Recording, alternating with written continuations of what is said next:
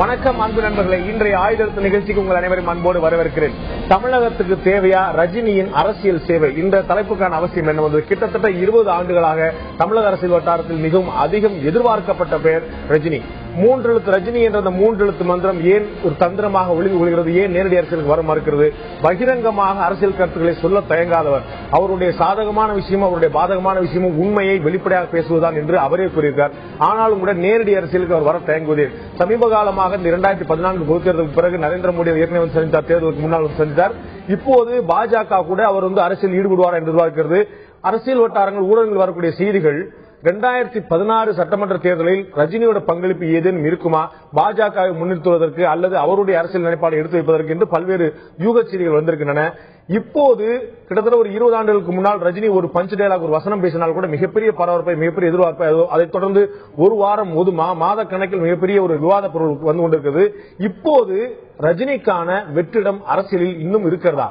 ரஜினிக்கான தேவை இன்னமும் தமிழக அரசியல் இருக்கிறதா? இதை பற்றி தான் இந்த ஆயுதத்தில் விவாதிக்கிறோம். அதற்கு முன்னால் நமது செய்தியாளர் சலீம் சொல்லக்கூடிய தகவல் என்ன, இப்போது பார்க்கலாம்.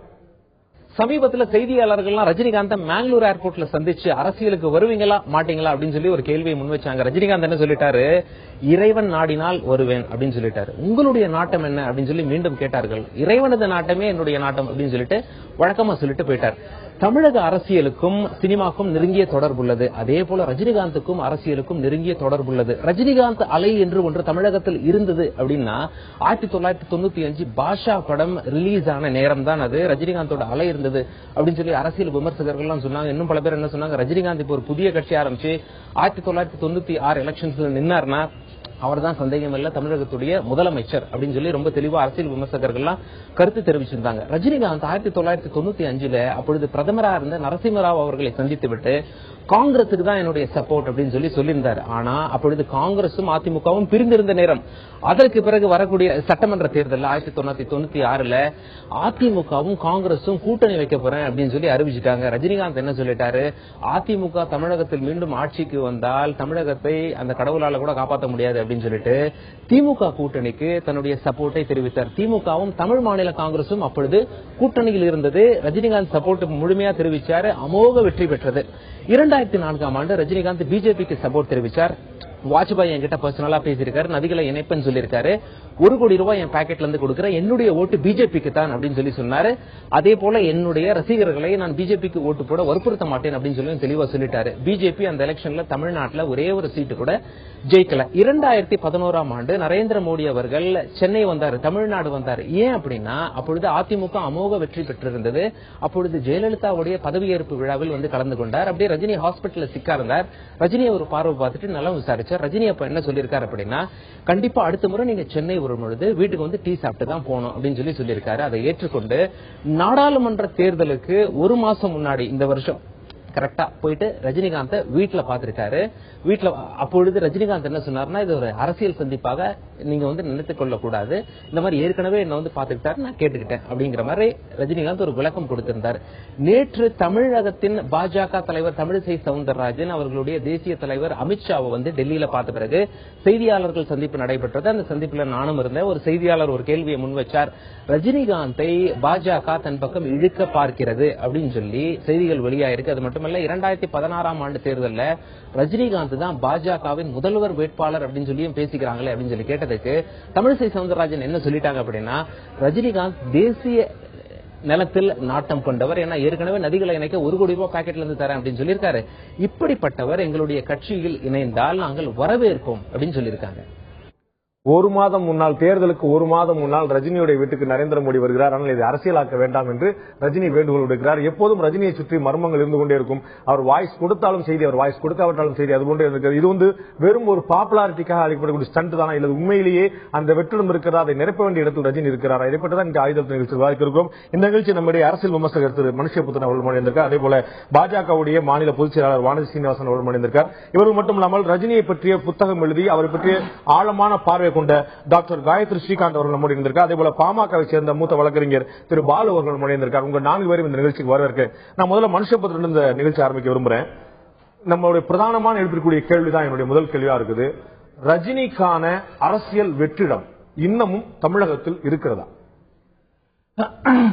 அதாவது இந்த 96 வந்துட்டு பாத்தீங்கன்னா அவர் மேல அவர் சொல்லக்கூடிய அரசியல் அபிப்பிராயங்கள் மேல எல்லாருக்கும் ஒரு பெரிய கவனம் இருந்தது. ஆனா பொதுவா அரசியல் ரீதியாக ஒருவர் தன்னை நிலைநிறுத்திக் கொள்ள வேண்டும் என்றால் அவருக்கு ஒரு பொலிட்டிக்கல் வில் என்று சொல்வார்கள். அரசியல் ரீதியான ஒரு தீவிர விருப்பம் அவருக்கு முதலில் இருக்க வேண்டும். ஆனால் ரஜினியை பொறுத்த வரைக்கும் கடந்த ஒரு 15-20 வருடங்களாக என்ன நடக்கிறது என்று சொன்னால் 2 விதமான நெருக்கடிகள் அவருக்கு அரசியலுக்கு வர வேண்டும் என்பது குறித்து இருக்கிறது. ஒன்று, அவருடைய ரசிகர் மன்றத்தை சேர்ந்தவர்கள். அதாவது அவர்கள் என்ன நினைக்கிறார்கள் என்று கேட்டால், நாம் இவ்வளவு பெரிய ஒரு மக்கள் செல்வாக்கை கொண்ட ஒரு அமைப்பாக இருக்கிறோம், ஒரு தலைவர் நம்மிடம் இருக்கிறார், ஏன் இதை ஒரு அரசியல் வெற்றியாக பயன்படுத்தக்கூடாது என்று ரசிகர்கள் தரப்பிலிருந்து அவருக்கு வரக்கூடிய ரசிகர் மன்றத்திலிருந்து வரக்கூடிய நிர்பந்தம் ஒரு புறம். இன்னொரு புறம், இவருடைய மக்கள் செல்வாக்கை தங்களுக்கு சாதகமாக பயன்படுமா என்று எல்லா கட்சிகளுமே ஒவ்வொரு காலகட்டத்திலும் எதிர்பார்த்திருக்கின்றன. அப்படிப்பட்ட ஒரு சூழ்நிலையில் ரஜினி என்ன நினைக்கிறார் என்று கேட்டால், ஒரு பொது பிரச்சனை என்று வரும்போது அவர் தொடர்ந்து குரல் கொடுப்பார். அது 96 வந்து ஆட்சியில் அவருக்கு அதிருப்தி இருந்தப்போ அதை குரல் கொடுத்தார். நதிநீர் இணைப்பின் மேல அவருக்கு ஒரு ஈடுபாடு இருக்கு. உடனே அவர் வந்து ஒரு எமோஷனலான ஒரு பர்சன் வந்துட்டு அப்ப அதுக்கு சப்போர்ட் பண்றாரு. இதை எல்லாமே நம்ம ஒரு அரசியல் ரீதியானது அவருக்கு தமிழக அரசியலில் ஒரு ஆர்வம் இருக்கு அப்படின்னு நம்ம எடுத்துக்கொள்ள முடியாது. அதற்கு மாறாக மற்றவர்கள், குறிப்பாக மற்ற கட்சிகளும் ஊடகங்களும் தொடர்ந்து இதை ஒரு செய்தியாக மாற்றிக் கொண்டிருக்கின்றன. ஒவ்வொரு முறையுமே ரஜினி மிக தெளிவாகத்தான் தன்னுடைய பதிலை சொல்றார். இப்ப கூட பாருங்க, ஆண்டவன் விரும்பினா அது நடக்கும் சொல்றதுங்கிறது எல்லா சமயத்திலுமே ரஜினி சொல்லக்கூடிய ஒரு ஸ்டேட்மெண்ட் தான். அதுல எந்த புதுசா எந்த விஷயமே கிடையாது. இது அவருடைய பொதுவான வாழ்க்கை பார்வை. என் கையில ஒண்ணுமே இல்லை அப்படின்னு சொல்லக்கூடியது.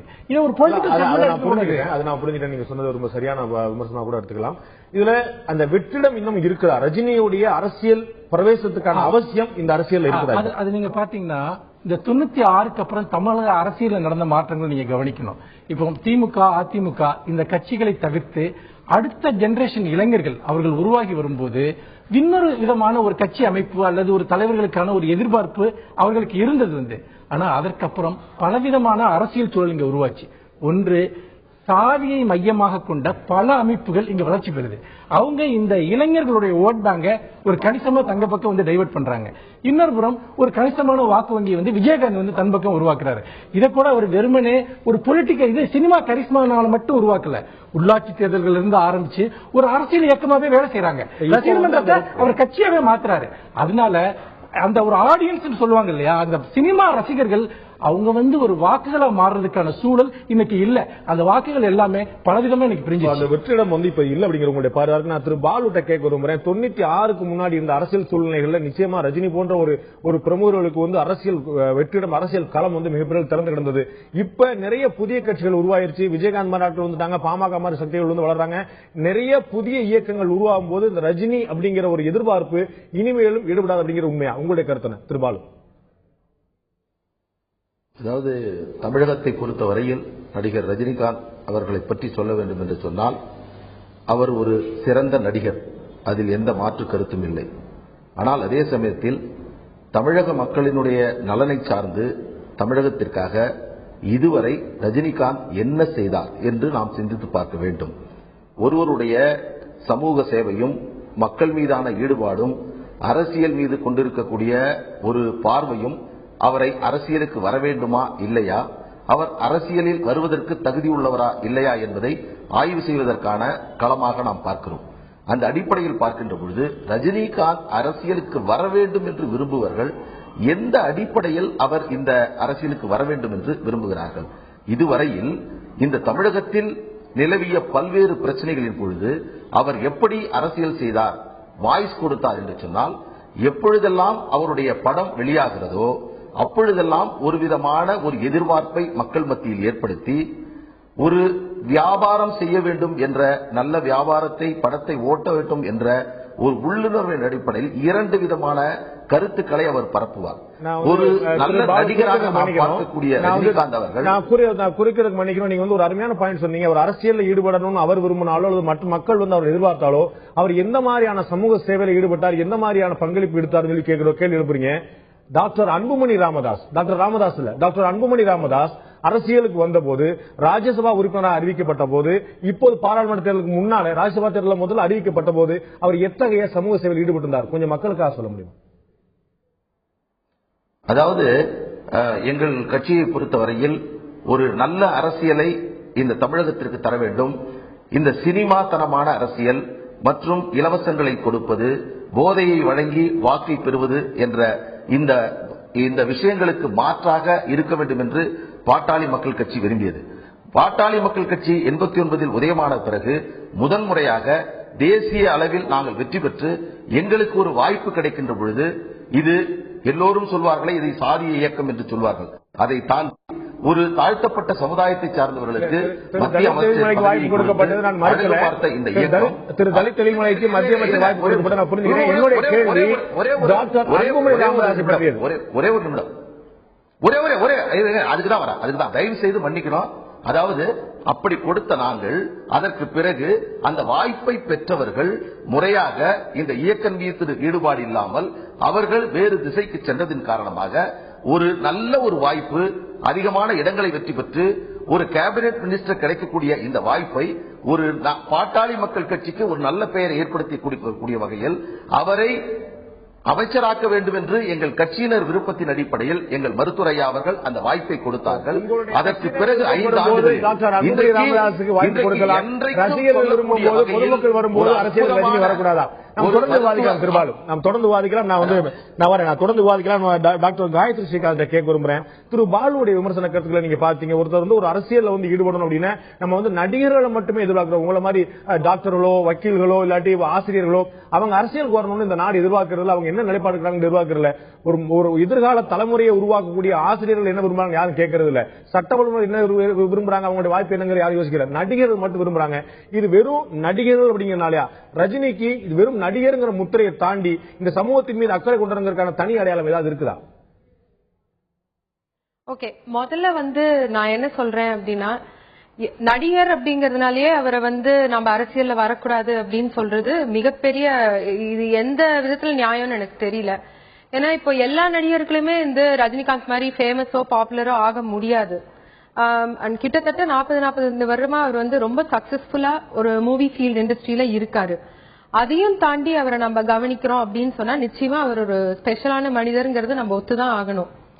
சோ இப்போ மனுஷபுத்திரன் அவர் என்ன சொல்றாருன்னா, இப்போ வெறும் நடிகர் அப்படிங்கறதுனால அவரை நம்ம ஆதரிச்சோம். இப்ப அந்த இடத்துல இல்ல ஒரு நிமிஷம், நான் வெறும் நடிகர்னு அப்படி சொல்லல. என்ன அது நீங்க மத்தவங்க சொன்ன கருத்து சொல்றீங்க. திரு பாலு சொன்னார், பாமகவை சேர்ந்த வழக்கறிஞர் திரு பாலு சொன்னார். ஓகே, வெறும் நடிகர் அப்படின்னு சொல்லி ஒருத்தர் சொன்னாரு. அதை நான் நிச்சயமா ஒத்துக்கவே முடியாது. ஏன்னா ஒரு நடிகருங்கிறவர் நம்ம தமிழ்நாடுன்னு பொறுத்த வரைக்கும் நீங்க பாத்தீங்கன்னா சினிமா ஃபீல்டும் பாலிடிக்ஸும் நிச்சயமா ஒன்னோட ஒண்ணு கலந்துதான் இருக்கு. அதை நம்ம அக்செப்ட் பண்ணிதான் ஆகணும். இப்போ கலைஞர்னு பாத்தீங்கன்னா அவங்க சினிமா ஃபீல்ட்ல இருந்து வந்தவங்க. Annadurai was related to movie industry. இப்ப ஜெயலலிதா ரொம்ப சிறப்பா பண்ணிக்கிட்டு இருக்காங்க, ஒரு அட்மினிஸ்ட்ரேஷன் பண்ணிட்டு இருக்காங்க. அவங்க மூவி இண்டஸ்ட்ரியில இருந்தா வந்திருக்காங்க. எம்ஜிஆர் மூவி இண்டஸ்ட்ரியில இருந்தா வந்திருக்காங்க. சார், வராத ஒரு மனிதரை பத்தி நம்ம ஒரு கெஸ் பண்ணி ஒரு பிளைண்ட் அசம்ஷன்ஸ் கொடுத்து அவரால் ஒன்னும் பண்ண முடியாது அப்படின்னு நாம சொல்றது என்னால ஒத்துக்கவே முடியாது. சப்போசிங் அவர் வராரு அப்படின்னு சொன்னா அவரோட ரசிகர்கள் மட்டும் அவரை ஆதரிக்க மாட்டாங்க. ஏன்னா அவருக்கு நிச்சயமா எல்லா தமிழர்களுக்கும் ஒரு ஸ்பெஷல் இடம் இருக்கு அவருக்கு. ஏன்னா அவர் ஒரு சினிமா நடிகர், அதை தாண்டி ஒரு நல்ல மனிதர், ஒரு சென்சிட்டிவான ஒரு மனிதர், உண்மையான மனிதர்ங்கிற ஒரு இமேஜ் இருக்கு. அது உண்மையும் கூட. அவர் நம்ம ஆதரிக்கணுங்கிறது தான் மிஸ்டர் மணி என்னோட கருத்து. அவங்க ஆதரிக்கணும் உங்களுடைய கருத்து. நான் பாஜக கருத்து என்னவா இருக்குன்னு பாக்குறேன். அவர் ரஜினி உங்களுக்கு மட்டும் இல்ல, அவர் இயல்புல பாத்தீங்கன்னா கருணாநிதிக்கு, சில சந்தர்ப்பங்கள்ல தமிழக முதலமைச்சர் ஜெயலலிதாவுக்கு, நரேந்திர மோடிக்கு, மூப்பனாருக்கு எல்லாருக்குமே ஒரு நெருக்கமானவராக இருந்திருக்கிறாரு. நரசிம்மராவ் கூட நேரடியா காங்கிரஸ் கட்சி தமிழகத்தை எப்படி வலுப்படுத்துறது பத்தி பேசியிருக்காரு. பாஜக இல்ல, காங்கிரஸ் கட்சி எப்படி வலுப்படுத்த பேசியிருக்காரு. எல்லாருக்குமே நல்லவராக இருக்கக்கூடிய ரஜினி முயற்சி பண்ற ஒரு ரஜினிகாந்தை பாஜக பக்கம் இழுத்துற முடியுமா?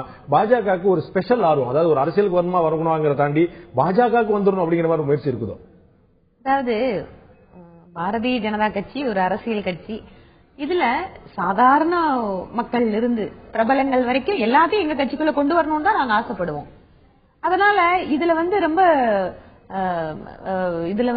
இவரை மட்டுமே இப்படி கொண்டு நம்ம வைக்கணும் அப்படிங்கறதையும் தாண்டி எல்லாரையுமே நாங்க வரவேற்கிற சூழ்நிலையில தான் இருக்கும். சூழ்நிலை இல்ல, அந்த வரவேற்கிற மனநிலையில தான் நாங்க இருப்போம். கமலஹாசன், அஜித், நான் இன்னும் சொல்றேங்க, பாரதிய ஜனதா கட்சியோட கொள்கையில நம்பிக்கை கொண்டு இந்த நாட்டுக்காக உழைக்கணும்னு அரசியலுக்கு வர்ற எல்லாரும் யாரு வந்தாலும் வரவேற்க நாங்க தயாரா தான் இருக்கோம்.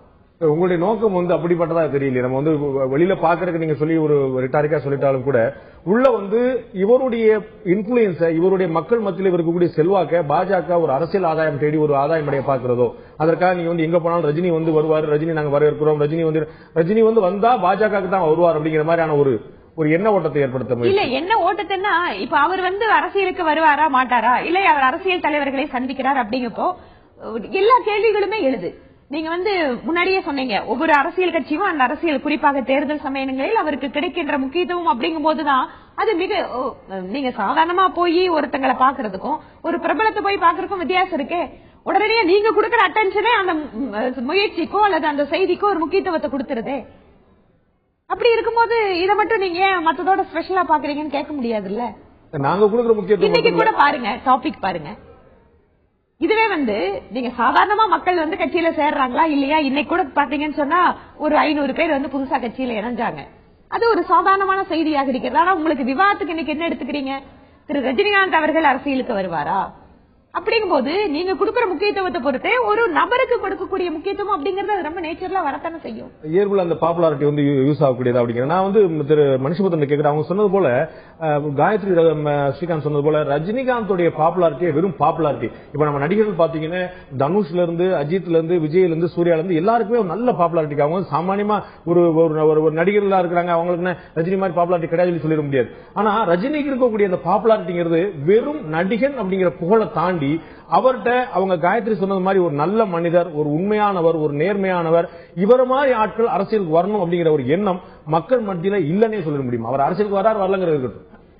நான் என்ன பொறுத்த வரைக்கும் வந்து பாத்தீங்கன்னா ரஜினி அவர்களை அரசியலுக்கு வரக்கூடாத ஒரு மனிதராக நான் நினைக்கல. ஏன்னு கேட்டீங்கன்னா இப்போ அவருடைய பிரச்சனை என்னன்னா அவருக்கு அரசியலுக்கு வர்றதுக்கு விருப்பம் இருக்கா இல்லையாங்கிறது தான் அடிப்படை பிரச்சனையே. ஒவ்வொருத்தரும் இழுக்கிறாங்க உள்ள வந்து.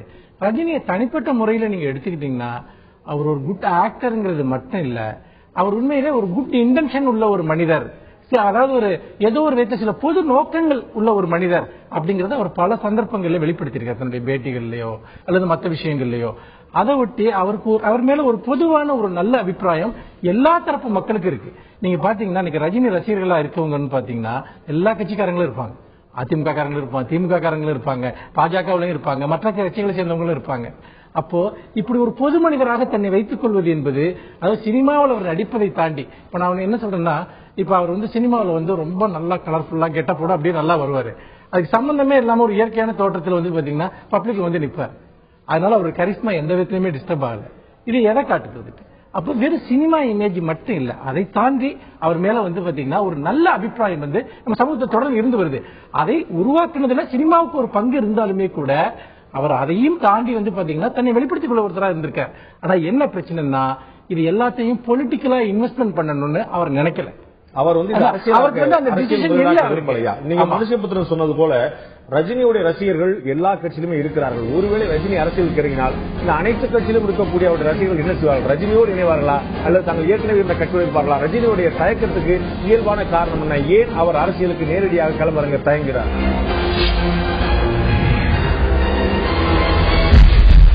திரு பாலுட்ட கேட்க விரும்புறேன். நீங்க ஏற்கனவே சொன்னீங்க ஒரு திரையுலக மோகத்துல வந்து தமிழகம் இருக்குது அப்படின்னு சொல்லி. தமிழகத்துல யாருனாலும் அரசியலுக்கு வரலாம், நாட்டின் மீது அக்கறை கொண்ட யாரா இருந்தாலும் அரசியலுக்கு வரலாம். நடிகர்கள் ஏன் வரக்கூடாது? நடிகர்களா இருப்பது ஒரு மைனஸ் பாயிண்ட், அது ஒரு தொழில் தானே.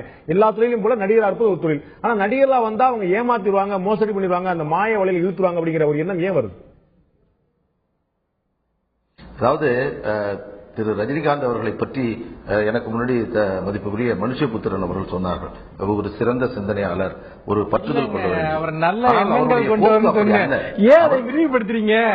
நல்ல எண்ணங்கள் கொண்ட மனிதர், சிறந்த சிந்தனையாளர் சொல்றது எனக்கு வேற சில வார்த்தையை மட்டும் பயன்படுத்துங்க. நல்ல எண்ணம் கொண்டவராக இருந்தால் அவர் என்ன செய்திருக்க வேண்டும் என்று சொன்னால், இன்றைக்கு அஜித் சொன்னார் ரசிகர் மன்றங்கள் எனக்கு தேவையில்லை, கமலஹாசன் சொன்னார் நற்பணி மன்றங்களாக மாற்றுங்கள் என்று சொன்னார். ஆனால் ரஜினிகாந்த் என்ன செய்கிறார் என்று சொன்னால், இன்றைக்கு ரஜினிகள் அந்த படம் வெளிவருகின்ற பொழுது வீரபிஷேகமும் பாலபிஷேகமும் செய்து கொண்டிருக்கக்கூடிய அந்த ரசிகர்களுக்கு என்றைக்காவது ஒரு நாள் இது வேண்டாம், இதை நிறுத்திக் கொள்ளுங்கள், இது உங்களுடைய எதிர்காலத்திற்கு நல்லதில்லை என்று ஒரு முறை சொல்லி இருக்கிறாரா? 2002ஆம் ஆண்டு தமிழகத்தில் காவேரி பிரச்சனை மிகப்பெரிய பிரச்சனையாக இருந்தது. நெய்வேலியில் சென்று ஒட்டுமொத்த நடிகர்களும், விஜயகாந்த் உள்ளிட்ட கமலஹாசன் உள்ளிட்ட மொத்த நடிகர்களும் பாரதி ராஜா தலைமையில் அங்கே போராட்டம் நடத்தினார்கள். இவர் செல்ல மறுத்தார், முடியாது என்று சொன்னார். மிகப்பெரிய அளவில் போராட்டம் உருவானது. அதற்கு பிறகு இவர் வேறு வழி இல்லாமல் சென்னையிலே உண்ணாவிரதம் நடத்தி 1 கோடி ரூபாய் நதிநீர் இழப்புக்காக தருகிறேன் என்று சொன்னார். மக்கள் இயக்கமாக நடத்துவேன் என்று சொன்னார். தேசிய தலைவர்களை சந்தித்தார். தேவைப்பட்டால் ஜெயலலிதாவையும் சந்திப்பேன் என்று சொன்னார். 10 ஆண்டுகள் நிறைவாகிவிட்டது, 12 ஆண்டுகள். இன்று வரை அதுபோன்ற ஒரு மக்கள் இயக்கத்தை உருவாக்கினாரா? இன்று வரை அந்த தேசிய நதிநீர் இணைப்பிற்காக முயற்சி எடுத்தாரா? இன்றைக்கு அவர் விரும்புகின்ற, அவருடைய நண்பராக இருக்கின்ற மோடி அவர்கள் மத்தியில் ஆட்சிக்கு வந்திருக்கிறார்கள். உடனடியாக சென்று மோடி அவர்களை சந்தித்து 1 கோடி ரூபாய் பணத்தை கொடுத்து நீங்கள் உடனடியாக துவங்குங்கள், இந்த நதிநீர் பிரச்சனை மிக முக்கியமான பிரச்சனை என்று சொல்லி இருக்கிறாரா? இந்த படம் வெளிவருவதற்கு முன்பாக ஒரே ஒரு செய்தியை மட்டும் சொல்லுகிறேன். ரஜினி அவர்களுக்கு ஒரு சவாலாக சொல்லுகிறேன். ஒரு நிமிஷம் நான் முடிச்சிடறேன். ரஜினி அவர்களுக்கு ஒரு சவாலா சொல்றேன். எப்பொழுதெல்லாம் படம் வெளிவருகிறதோ இது போன்ற ஒரு தோற்றத்தை, இது போன்ற ஒரு எதிர்பார்ப்பை ஏற்படுத்துவது என்பது இயல்பாக கொண்டிருக்கிறார். ரஜினி அவர்கள் இந்த படம் வெளிவருவதற்கு முன்பாக தன்னுடைய நிலைப்பாட்டை தமிழக மக்களுக்கு தெரிவிக்க வேண்டும். உங்களுக்கு தெரியாத, ரஜினியை வச்சு 100 படங்கள் பப்ளிசிட்டி பண்ணும்போது ரஜினி தன்னுடைய படத்துக்கு இது போன்ற ஒரு பப்ளிசிட்டி பண்ண வேண்டிய நிலைமை தான் இருக்காரு. உங்களுக்கு தெரியும். காயத்ரி, நீங்க இன்டர் பண்ண விரும்புனீங்க. பல படங்கள் ரஜினியோட படங்கள் பெட்டிக்கு போயிருக்கு, பல படங்கள் ஓடாமல் போயிருக்கிறது. அவர் சூப்பர் ஸ்டார் என்பதை மாற்ற பண்ண முடியுமா சார்?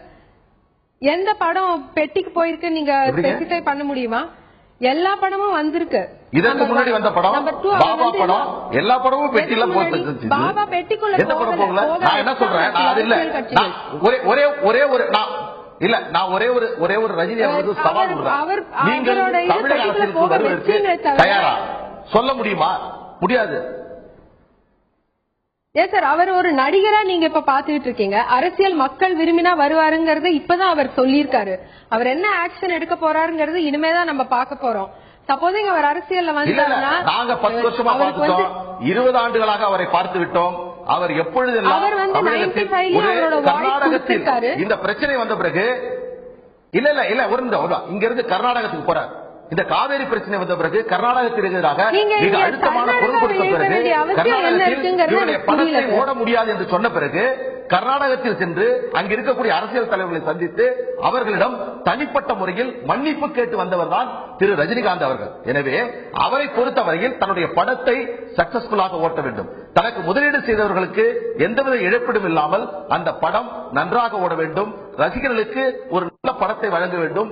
ஒரு வியாபார நோக்கில ஒரு சினிமா நம்ம செய்யறது, ஒரு வியாபார நோக்கில நம்ம சினிமா பண்றது, அது சக்சஸ்ஃபுல்லா இருக்கணும்னு ஒரு நடிகர், ஒரு டெடிகேட்டட் ஆக்டர் நினைச்சுக்கிறதுல ஒரு தப்பே கிடையாது. அதையும் அரசியலையும் நீங்க எப்படி முடிச்சு போடலாம்னு எனக்கு தெரியல. அவரை போய் எப்பவுமே சினிமா ரிலீஸ் முன்னாடி அரசியல்ல வரீங்களா கேட்டாங்க. இல்ல சார், எப்பவுமே அவரோட ரிலீஸ் அப்போ அவரோட பிரஸ்ல இன்டர்வியூ இருக்கிறது அவங்க சொல்லிடட்டும்.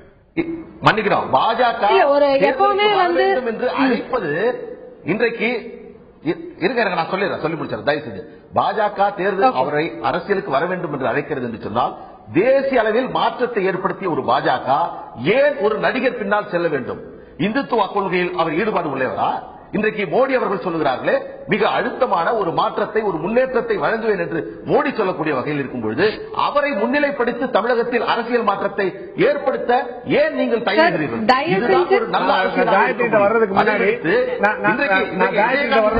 பார்த்து விட்டோம். திருபால் ஒரு நிமிஷம் காய்ச்சிட்டு வரதுக்கு முன்னாடி நான் வந்து வாணிஜ்யத்தை கேட்க விரும்புறேன். அதான் நீங்க நடுநிலை வைத்து அமைதியா இருந்தனால பாத்தீங்க, உங்களுடைய சகோதரர் உங்களை கூப்பிட்டாரு. ஆமா, சகோதரர் கூப்பிட்டாரு. சகோதரர் பாலு அவர்கள் சொல்றாரு, நாங்கள் திரு ரஜினிகாந்த் அவர்களை வைத்து ஏதோ அரசியல்ல வந்து நாங்க மாற்றத்தை கொண்டு வர போறோம் அப்படிங்கறத பிஜேபி எங்கேயும் சொல்லலைங்க. இன்று திரு ரஜினிகாந்த் அவர்கள் பாஜகவிற்கு வருவாரா அப்படிங்கறது முதல் கொண்டு எல்லாமே யூகத்தின் அடிப்படையிலான செய்திகள். இது எல்லாமே ஊடகங்களுடைய செய்திகளா தான் இருந்துட்டு இருக்கு. எங்களை பொறுத்த வரைக்கும் நாங்க என்ன சொல்ல வரோம்னா, யார் வந்தாலும் வரவேற்போம், கட்சிக்கு பலம் சேர்க்கின்ற வகையில் எங்களுக்கு உழைப்பதற்கு எங்களுக்கு ஆதரவு தெரிவிப்பதற்கு. அது உங்க கட்சியா இருந்தாலும் நீங்களும் அதுதான் சொல்லி ஆகணும். ஏன்னா சொல்லி ஆகணுங்கிறதுல அதுதான் இயல்பு. நம்ம கட்சியை பலப்படுத்துறதுக்காக யார் வந்தாலும் வரவேற்கலாம் சொல்லும் போது ஒரு நடிகர் உறுப்பினராக கூட முடியாது. நீங்க வச்சிருக்கலாங்க. நாங்க நடிகர்களையும் இந்த நாட்டினுடைய குடிமக்களா தான் பாக்குறோம். அதனால நடிகர் அப்படிங்கறதால அவங்க எல்லாம் அரசியலுக்கு ஒத்து வர மாட்டாங்க, அவங்க அரசியல் பண்ணக்கூடாதுனால நாங்க சொல்ல வர மாட்டோம். அனைத்து தரப்பு மக்களும் அரசியல் ஈடுபடுறதுக்கு அடிப்படையில் இருக்கின்ற உரிமையை நாம பாதுகாக்கணும். நடிகருங்கிறதால அவங்க நல்லவங்களா இருக்க முடியாதுன்னு நீங்க எப்படி முடிவுக்கு வர முடியும்? எத்தனையோ நடிகர்கள் நல்லது செஞ்சுட்டு இருக்காங்க. இப்போ விஜயகாந்த் அவர்கள் மீது மிகப்பெரிய எதிர்பார்ப்பு இருந்தது. எதிர்க்கட்சி தலைவரானார். ஆனால் இன்றைக்கு ஒரு எதிர்க்கட்சி தலைவராக அவரால் சிறப்பாக செயல்பட முடிகிறதா தமிழகத்தில்? ஒவ்வொரு இண்டிவிஜுவலோட அசஸ்மெண்ட் அப்படிங்கிறது தனி. ஆனா நீங்க பொதுவா நடிகர்களையே நாங்க உறுப்பினராக்க மாட்டோம் அப்படின்னு சொல்றது அடிப்படையிலேயே சரியில்லாத விஷயமா நான் பாக்குறேன். ஏனென்று கேட்டால் இல்ல நடிகர்ல இந்த தமிழ்நாட்டை ஒரு தமிழன் தான் ஆள வேண்டும். நீங்க சப்ஜெக்ட மாத்துறீங்க. முதல்ல நடிகர்களீங்க, அப்புறம் தமிழர்களீங்க. இந்த நாட்டை ஆள வேண்டும் சார். நம்ம விஷயத்துல நாம ஸ்பெசிபிக்கா இருக்கணும். நீங்க என்னங்கிறீங்க, மாற்றத்தை கொண்டு வரேன்னு சொல்லிட்டு நீங்க நடிகர் பின்னால போறீங்க. நாங்க அப்படி சொல்ல வரல. மாற்றம் அப்படிங்கறதுல அனைத்து தரப்பு மக்களுக்கும் பங்களிப்பு இருக்கணும். அது யார் வந்தாலுமே பலப்படுத்தக்கூடிய விஷயத்துல மாற்றத்தை கொண்டு வரக்கூடிய விஷயத்தை நாங்க வரவேற்கிறோம். பொதுவா ஒரு டெபினேஷனுக்குள்ள இவங்கெல்லாம் நாங்க சேர்த்த முடியாது, இவங்களெல்லாம் நாங்க கொண்டு வர முடியாதுங்கறத நாங்க ஒத்துக்கல. இல்ல திரு பாலுட்ட ஒண்ணு கேட்க விரும்புறேன். நீங்க சொன்னீங்க உங்களுடைய தமிழ்நாட்டுக்கு ஒரு தமிழன் தான் தலைவனானு சொல்லிட்டு. ஆனா நீங்க அமைச்ச சமுதாய கூட்டணியில எல்லா மொழி பேசக்கூடியவங்களும் இருந்தாங்க, குறிப்பா தெலுங்கு பேசக்கூடிய இருந்தாங்க. மறுத்த முடியுமா? அவர் தலைவர் திரு டாக்டர் ராமதாஸ் தலைமையில ஒரு கட்சி அவர் முன்னிலை ஒரு கட்சி ஆரம்பிக்கப்பட்டது, தெலுங்கு பேசுறவங்களுடைய மக்களுடைய கட்சி ஆரம்பிக்கப்பட்டது. அவங்க எல்லாம் இங்கே கட்சி ஆரம்பிக்கிறாங்க, நீங்க ஆந்திராவிலே கட்சி ஆரம்பிக்க சொல்ல வேண்டியதானே? அதாவது பாட்டாளி மக்கள் கட்சியை பொறுத்தவரையில் நாங்கள் தொடர்ந்து சொல்லி வருகிறோம், இந்த நாட்டை தமிழகத்தை ஒரு தமிழன் தான் ஆள வேண்டும். கட்சி ஆரம்பிக்கிறீங்க, எதுக்காக சமுதாய வந்தபொழுது இல்ல ஒரு நிமிஷம் வந்தபொழுது தேசிய அளவில் நடந்த அந்த தேர்தல் வந்தபோது எங்கள் மருத்துவர்களுக்கு முழுமையான உடன்பாடு இல்லாமல் உருவான கூட்டணி தான் இது. அவர் விஜயகாந்தை சேர்க்க கூடாது என்று சொன்னார். ஆனால் அதையும் மீறி பாஜக சேர்த்தது. தேசிய நலன் கருதி அதற்கு முன்னால் பாமக அமைத்த சமுதாய கூட்டணியில தமிழர்களா இருக்கிற மட்டும் தான் என் கூட்டணி வந்து சொல்ல வேண்டியதானே? வேறு இல்ல உங்களுடைய பாமக சமுதாய கூட்டணி சொல்ல வேண்டியதானே? தமிழரா இருக்க மட்டும் தான் கூட்டணி இருக்குன்னு சொல்ல வேண்டியதானே? அதாவது இல்ல நாங்கள் இந்த கருத்தை பாஜக முன்பு வைத்தோம். 2 பாஜக பற்றியே கேட்கல, நான் பேசுவது பாமக அமைத்த சமுதாய கூட்டணி. பாமக அமைத்திருக்கக்கூடிய சமுதாய கூட்டணியில் அனைவரும் தமிழர்கள் தான். தமிழர்கள் தமிழ்நாட்டில் தமிழர்களாக வாழக்கூடியவர்களை இணைத்துத்தான் அந்த கூட்டணியை நாங்கள் உருவாக்கி இருக்கிறோம். அதுதான் அனைத்து சமுதாய பாதுகாப்பு இயக்கம். நாம டாக்டர் காயத்ரி கேட்க விரும்புறேன். இதுல ஒரு முக்கியமான விஷயம் பார்க்க முடியாது. அதாவது ரஜினி கருத்து சொல்றார், அவர் சமூக விஷயங்கள்ல அக்கறை காட்டுறார், அக்கறை காட்டல, அவர் அரசியல பங்களிப்பு செய்தார் செய்யல மாறுபட்ட பார்வை இருக்கும்போது நீங்கள் அவரை பற்றின ஒரு புத்தகம் எழுதிருக்கீங்க, அவருடைய பலமுறை தொடர்பு கொண்டு அவருடைய பேசியிருக்கீங்க. அவருடைய எண்ண ஓட்டங்கள்ல வெறும் ஒரு சாதாரணமான ஒரு விமர்சன பார்வை கொண்ட ஒரு மனிதனா தான் இருக்கா, இல்ல அரசியலுக்கு வரணும், இந்த நாட்டுக்கு தான் நல்லது செய்யணும் அப்படிங்கிற ஒரு எண்ணம் முந்துதல் அவர்கிட்ட இருக்குதா இல்லையா? சார், முதல்ல நான் ஒன்னு சொல்லிக்க விரும்புறேன். இப்போ வானதி மேடம் இருக்காங்க, மிஸ்டர் மணி இருக்காரு. 2 பேருமே அரசியல் கட்சியில ஒரு ஆக்டிவா இருக்கிற 2 பேரை நம்ம இன்னைக்கு பேசிட்டு இருக்கோம். அவங்க கூட அரசியல்ல மிகப்பெரிய பலம் அப்படின்னு சொன்னா உங்களுக்கு ஒரு கரிஸ்மா வேணும், ஒரு சார்ம் இருந்தாதான் நம்மளால அரசியல்ல பெரிய லெவல்ல வர முடியும். இப்ப பாத்தீங்கன்னா படிச்சவங்க எல்லாம் அநேகமா அரசியலுக்கு வரதில்ல. ஏன்னா ஒரு பயம், எங்கடா நம்மளால சஸ்டெயின் பண்ண முடியுமா, நம்மளால இங்க முடியுமா, இது ஒரு ரொம்ப மோசமான ஒரு ஃபீல்ட் அப்படின்னு சொல்லிட்டு படிச்சவங்க பாத்தீங்கன்னா ரொம்ப சில பேர், சுப்பிரமணியன் சுவாமி அந்த மாதிரி இருக்காங்களே தவிர மன்மோகன் சிங் அவங்க எல்லாம் பெருசா வரல. சோ ஒரு கரிஸ்மா இருக்கணும். அந்த கரிஸ்மா இருந்ததுனாலதான் மிஸ்டர் நரேந்திர மோடி இன்னைக்கு இவ்வளவு தம்பிங் மெஜாரிட்டியில வந்திருக்காரு. அந்த விதத்துல பாத்தீங்கன்னா ஒரு மிகப்பெரிய கரிஸ்மா நம்ம ரஜினிகாந்த் கிட்ட இருக்கு. அவர் சின்ன குழந்தைகள்ல இருந்து 70 வயசு கிழவர்கள் வரை அவர் ரொம்ப புடிச்சு பாப்பாங்க. சோ அதனால அவர் ஒரு கரிஸ்மாங்கிறது ஒரு ஃபேக்டர் இருக்கு. அண்ட் மிகப்பெரிய ஒரு நடிகருங்கிற தாண்டி மிகப்பெரிய ஒரு சக்தியா அவர் இருக்கிறதுனாலதான் அவரே வரமாட்டேன் வரேன் அப்படின்னு அவர் கன்ஃபார்ம் பண்ணாம இருந்தா கூட நாம அவரை பத்தி பேசிக்கிட்டு இருக்கோம். சுத்தி இருக்கிறவங்க அவங்கள பத்தி பேசுறோமே தவிர அவர் என்ன டிசைட் பண்ணிருக்காருங்கிறது நமக்கு தெரியாது. எக்ஸப்ட் ஒரே ஒரு இதுல அவர் என்ன சொன்னாரு, மக்கள் விரும்பினால் நான் வரேன் அப்படின்னு அவர் சொல்லியிருக்காரு. என்ன பொறுத்த வரைக்கும் விருப்பப்படுறாங்களா இல்லையாங்கிறத எப்படி தெரிஞ்சுக்கிறார்? பொதுவாக நடத்தணும் விரும்புறாரா? இல்ல சார், அவரை மாதிரி ஒரு பொது நாடி புடிச்சு பாக்குற ஒரு பப்ளிக்கோட இது அந்த நல்ல அப்டேட் பண்ணிக்க கூடிய ஒரு மனிதர் and current issues and current trends எல்லாமே அவருக்கு தெரியும். பொதுமக்களோட மூடு பல்ஸ் எல்லாமே நிச்சயமா அவருக்கு தெரியும். இன்னைக்கு வரைக்கும் ஒரு அரசியலுக்கு வரல, தமிழக மக்கள் தான் அரசியலுக்கு வர்றத விரும்பலன்னு அவர் நினைக்கிறாரோ? ஏன் சார் அரசியலுக்கு வரலன்னு நம்ம எப்படி சொல்லலாம்? இப்போ பாபா டைம்ல அவரு நம்ம அரசியல்ல கம்பல்சரியா இழுத்தோம். அப்புறம் ஒரு பர்டிகுலர் கட்சிக்கு அவர் ஒரு சப்போர்ட் கொடுத்தாரு. அந்த சப்போர்ட் கொடுத்ததே ஒரு தம்பிங் மேண்டேட் நம்ம கொடுத்தோம். தமிழ்நாடு அரசியல்ல அவருக்கு ஒரு மிகப்பெரிய வெற்றி கிடைச்சது அவரோட சொல்லுக்கு. ஓகே, நெக்ஸ்ட் இதுல அவ்வளோ பெரிய நீங்க உறுதியா சொல்லிட முடியுமா? எனக்கு ஒரு சந்தேகம். ஏன்னா 96ல இந்த ஆட்சி திரும்ப வந்தா ஆண்டவனாலே காப்பாற்ற முடியாதுன்னு சொல்லி சொன்னாரு. அவர் வாய்ஸ் கொடுத்ததுனால இப்படி ஆட்சி சொல்லி எல்லாருமே சொல்றாங்க. அப்படி ஒரு எண்ணம் இருந்தாலும் கூட 98ல காயத்ரி உங்கள்ட்ட ஒரு கேள்வி, 98ல அவர் இதே போல ஒரு வாய்ஸ் கொடுத்தாரு. அந்த 98ல அவர் கொடுத்த வாய்ஸ் எடுபட்டதா? அதுதான் நான் சொல்றேன், தமிழக மக்கள் முட்டாள்கள் அல்ல. அவங்க எல்லாரும் ரஜினிய மிகப்பெரிய ஒரு அந்தஸ்துல வச்சிருக்காங்க அப்படிங்கறது கரெக்டா அது நம்ம எல்லாருக்குமே தெரியும். பட் அவங்களா அந்த சூழ்நிலைக்கு ஏத்த மாதிரி சிந்திச்சு ஓட்டு போடக்கூடிய ஒரு கெப்பாசிட்டி நம்ம தமிழக மக்களுக்கு இருக்கு. இது நம்ம அரசியல்வாதி, சினிமாக்காரங்க, படிச்சவங்க, தமிழர்கள் அப்படின்னு நம்ம தயவு செஞ்சு பிரிச்சு பார்க்க வேண்டாம். இப்ப தமிழர்கள்னு சொன்ன என்ன அர்த்தம்? அப்ப நம்ம இந்தியன்ஸ்னு நம்ம ஒரு பேட்ரியாட்டிக் சென்ஸ்ல தானே நம்ம இருக்கணுங்கிறது எல்லாருக்குமே நம்ம சொல்ல வேண்டிய ஒரு விஷயம். தமிழர்கள் தான் தமிழ்நாட்டுக்கு வரணுங்கிறது மிக அபத்தமான ஒரு வாதமா எனக்கு தோணுது. ஏன்னா அப்ப தமிழ்நாடுங்கிறது ஒரு தனி தமிழ்நாடா இருக்கலாமே, எதுக்கு இந்தியாவோட இருக்கு? என்ன பொறுத்த வரைக்கும் கர்நாடகா, தமிழ்நாடு, ஆந்திரான்லாம் இப்படி பிரிச்சு இட்ஸ் வெரி பெட்டி அப்படிங்கறது என்னோட எண்ணம். தமிழர்கள் தான் தமிழ்நாட்டை ஆளணுங்கிறது அவசியமே கிடையாது. எந்த ஒரு நல்ல மனிதர் இந்தியனாக இருந்தால், அவருக்கு தமிழ்நாடு மேல அக்கறை இருந்தா நிச்சயமா அவர் ஆட்சிக்கு வர்றதுக்கு எல்லா தகுதியும் அவருக்கு உண்டு. அந்த தகுதி ரஜினி சாருக்கு நிச்சயமா இருக்கு. அவர் அரசியல்ல வந்தா நிறைய பேர் பிரிச்சு பேசுறது ஒரு அபத்தம் நீங்க சொல்றீங்க. தேசியம் பேசக்கூடிய பாஜகவோ காங்கிரஸோ ஒரு தமிழரை ஆந்திர முதல்வராக அறிவித்து முடியுமா? ஒரு ஆந்திர முதல்வரை தமிழகத்துடைய கர்நாடக முதல்வர் அறிவித்து முடியுமா அப்படிங்கிற கேள்வி இருக்குது.